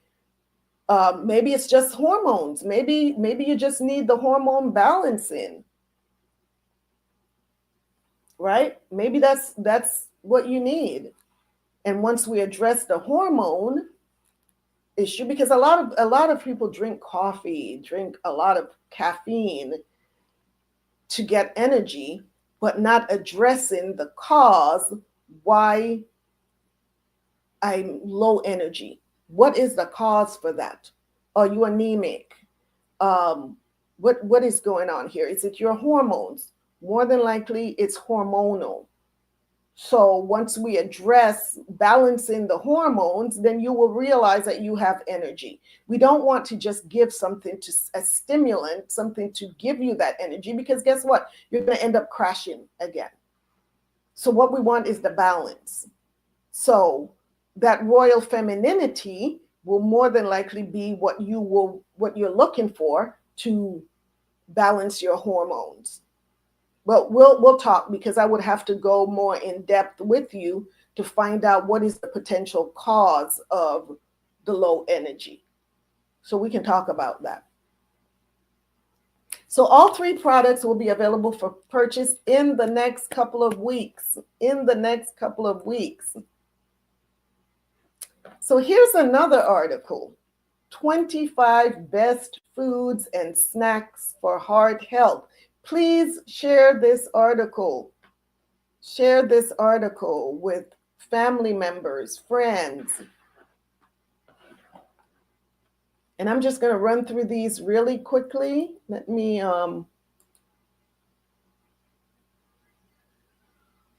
share this link for you.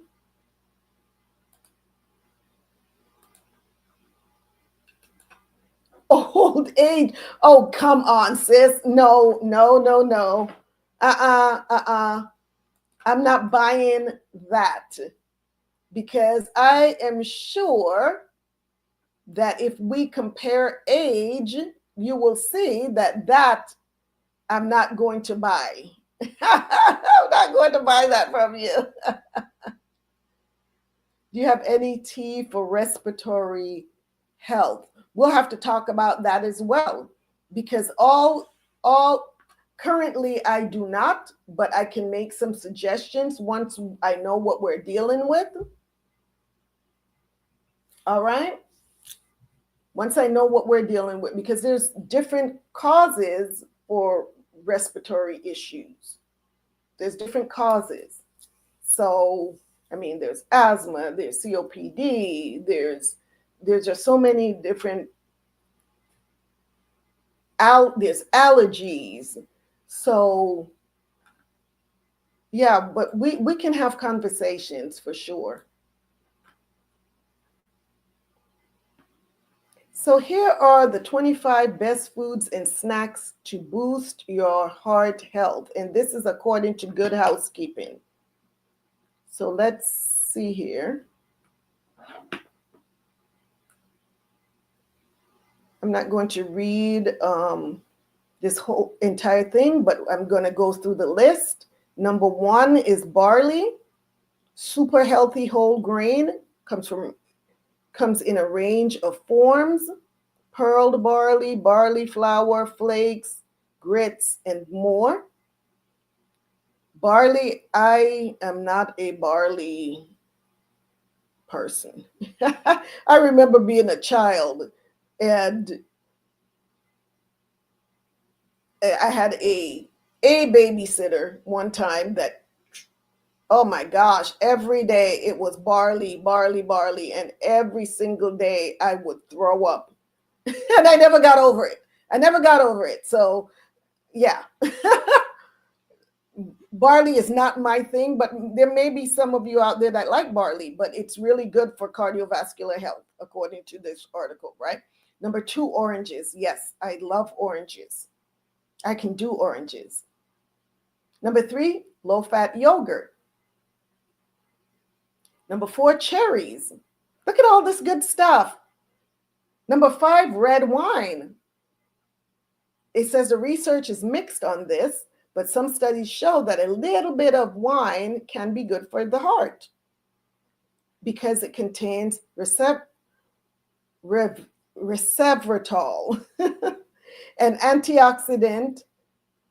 It's double-edged sword alert. Too much alcohol is bad for the heart, so be sure to keep it to 1 glass a day for women and 2 for men. Also, if you don't drink, this isn't a reason to start, and I don't, so I'm not going to start. Edamame. Number 7, tofu. Number 8, fish. And not just any fish, right? Salmon, sardines, tuna, mackerel, and herring. Those are the types of fish that you want in your diet. Salmon, sardine, tuna, herring, mackerel. Those are, here we go, sardines, nuts, and it says whether type of nuts you prefer. The polyphenols in these plant powerhouses have an antioxidant effect. They can improve cholesterol and lower your risk of heart disease with the beneficial unsaturated fat, so keep them on hand for a smart snack.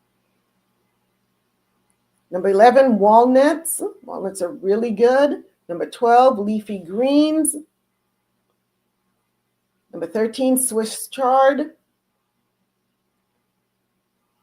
It says here, among dark leafy greens, Swiss chard stands out as one filled with heart protective nutrients. I just bought some today. It's got a range of vitamins as well as potassium and fiber. Swiss chard has been reported to help regulate blood sugar and reduce inflammation.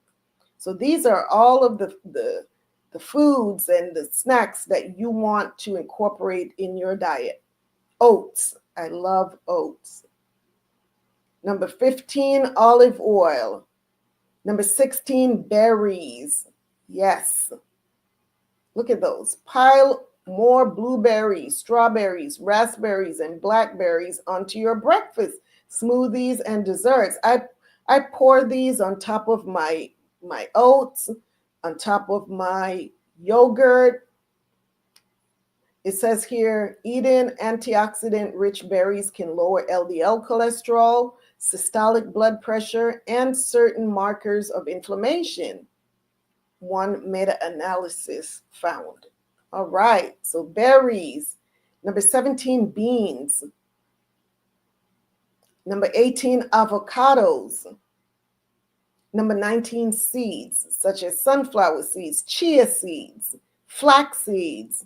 Chia and flax are my favorite. Number 20, grapes. I can't find seeded grapes anymore, right? Can any of you out there find seeded grapes? I don't know the last time I saw grapes with seeds. So I have not been eating grapes. And I love grapes. I love grapes, but I want my grapes to have seeds. What is the issue here? Number 21, quinoa. I just cooked some quinoa. I love quinoa. How many of you like quinoa? It is so good. Walmart, you can actually find seeded grapes in Walmart, Sister Phyllis. Wow, that's amazing. Okay. Only grapes from China are seedless. That's interesting too. No, you'll have to go to the farmers markets for seeded grapes. When I was in California, I went to the farmers market there, and they had seedless grapes as well. It's insanity. So number 22, apples. Near and dear to my heart. My nickname when I was a child was the apple worm. The apple worm and the bookworm. Apple in one hand, book in the other. And I still love my apples. Number 23, potatoes. Like avocados, both regular and sweet potatoes contain ample amounts of potassium. One baked potato has 46% of what you need in the day. That's just another reason to skip fried taters and stick to the roasted kind. Number 24, tomatoes. And number 25, dark chocolate. Be very careful with that dark chocolate. Be very careful with the dark chocolate.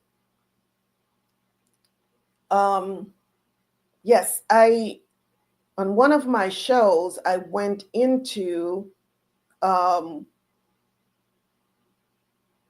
article about toxic chocolate, and how so many of the chocolate that we eat have a lot of heavy metals. So please do your research. If you're a chocolate eater, do your research on the brand that you're eating. And yes, just do your research and see if they are healthy chocolate or toxic chocolate. All right, so that is the list of the 25 best foods and snacks to boost your heart health. Please download that list, become familiar with it, start incorporating all of this delicious stuff into your diet, and lower your cardiovascular risk. Dark chocolate doesn't like me. Well, tell the dark chocolate you don't like it either. There you go.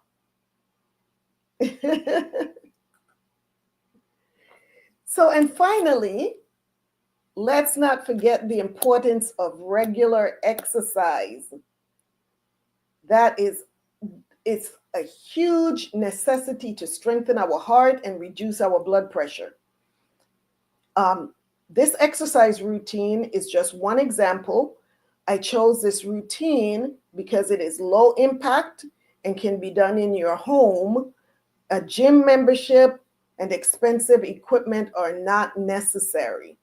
So it is a 30-minute long video. I'm not going to show it in its entirety, probably a couple of minutes, just so you can see what we're talking about. But I'll share the link in the comment box for you to download if you would like to try it out. And this video is Cardio and Strength Workout for High Blood Pressure, Low Impact by Caroline Jordan.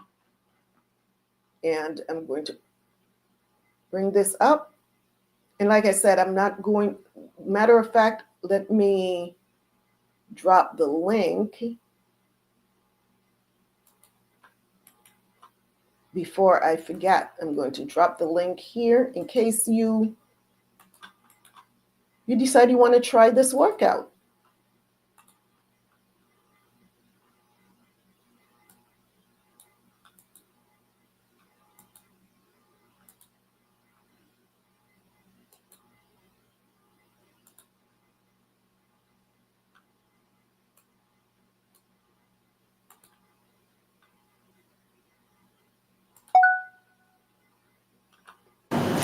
As a health coach who struggles with high blood pressure, I have learned the power of exercise in keeping my numbers low.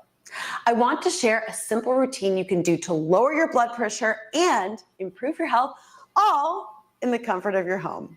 So if you're ready to take control of your wellness and tackle high blood pressure head on, Join me in this invigorating workout that blends low-impact cardio and strength exercises to help you reduce high blood pressure and elevate your overall well-being. Whether you're a beginner or a seasoned fitness enthusiast, this workout is designed for everyone, making it accessible and effective for all fitness levels. For this routine, you will need a chair and a set of hand weights. But if you don't have those items at home, you can still participate using what you have on hand. Consistency is the key to positive blood pressure results, so use this video and my other blood pressure at home routines multiple times a week. With time, you should see lower blood pressure numbers, and when you do, please come on over and comment below to tell me all about it. All right, my friend, grab your equipment and let's work together towards a healthier, stronger you. Remember, fitness is not just about looking good. It's about feeling good and taking care of your heart. Let's get moving. Have your chair and your dumbbells nearby because we'll start this routine with low impact cardio. The cardio serves as the perfect warm-up for your strength exercises to follow. So move your body and breathe, and let's lower our blood pressure numbers together. First move, are you ready? Let's get started. Reach one arm over your head and tap the leg out to the side. Move at a speed that feels right for your body and challenge yourself in a healthy way today. We're doing it together. So as I said, I'm not going to show the whole video. It's 30 minutes long. I just wanted to give you an introduction to the video. And, you know, it's just another tool that you can use to help with lowering your blood pressure. But we do have to incorporate exercise into our routine, not just a diet, but moving, getting up and moving, because you have to burn more calories than you take in order to lose weight. If you're at a place where you feel like you need to lose weight. And also this helps significantly in lowering the blood pressure. Exercise is key, getting that heart rate up, all right? So what do you do if you think you're having a heart attack or stroke? Number one, call 911 immediately. Do not take aspirin unless advised to do so by the 911 operator. There may be some contraindications to taking the aspirin. Also, all strokes are not caused by blood clots. Some are caused by ruptured blood vessels. And taking aspirin could make the bleeding strokes worse. So you always want to call 911 first. Talk to your doctor if you believe that you have any risk factors for heart attacks or stroke. So sisters, know this, just like your womb, because we talked about womb wisdom a couple of weeks ago, your heart is not just an organ. It is the seat of your wisdom, your intuition, your strength, your joy.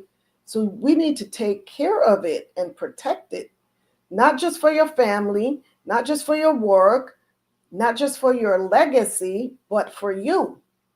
You deserve to feel well. You deserve to live long. You deserve to love and be loved, starting with yourself, starting with ourselves. It's important.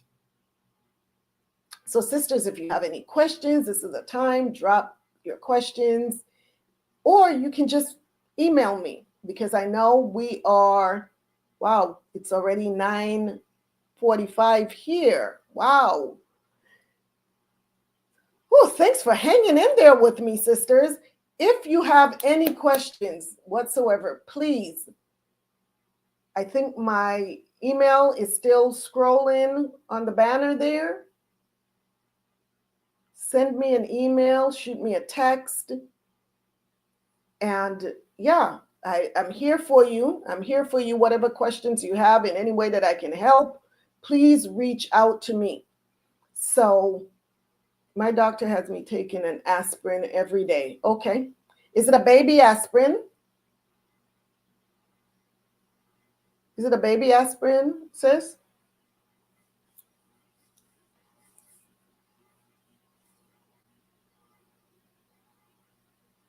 Yep, it should be a baby aspirin. Okay. Awesome. And there's some literature that's saying no, some saying yes. But if your doctor have you on it, and it's not causing any issues, then by all means. But this is something that we can talk about as well. So sisters, that is it for tonight. I hope that you found the information useful. If you enjoyed this episode, please be sure to subscribe and share it with someone that needs this message. And I think there are so many people that we know personally that can use this message, right? So let's grow this channel so that this information can reach Shebrews throughout the four corners of the earth, and even those that are not Shebrews but are willing to be a part of our community. We are to let our light shine so that others can be led to the source of the light. And we know that we're not the source. The source is our Lord, our Savior, our King, YASHAYA HASHAR, whom the world calls Jesus Christ. So if you enjoyed it, please do me a favor and share this video with your sister friends, your relatives. All right? The water. Thank you all so very much. So very much. And if you haven't already done so, please give me the thumbs up. Hit the like button right now. If you haven't already hit the like button, please do so, because I have so many views on these videos. I have sometimes 100 views, 60 something views, and I only have about 12 likes. So please, please, please hit that like button. If you like the video, if you don't, hit the thumbs down button. Let me know either way. Thank you, sis. You said awesome session. Thank you. And thank you so much for joining me, for joining us. It's so good to have you. So I love you all. I love you and appreciate you taking time out of your very busy schedules to have tea and conversation with me, especially on a Sunday night when you have to be at work, most of you, tomorrow morning. So Tawada, thank you for your support. Thank you for your love. I'm so grateful for each and every one of you. Mwah. Know that I'm praying for you. I'm praying for us. So until the Most High brings us back together again, may you prosper and be in good health. And remember, true healing begins inwardly before it is expressed outwardly. I'm your hostess, Qala Yakachaa, a voice of reasoning and justice. Have a blessed night, a blessed week, and if it's the Most High's will, I will see you next Sunday, same tea time, same tea channel. Love you all so much. Shalom, peace and blessings to you all. Shalom.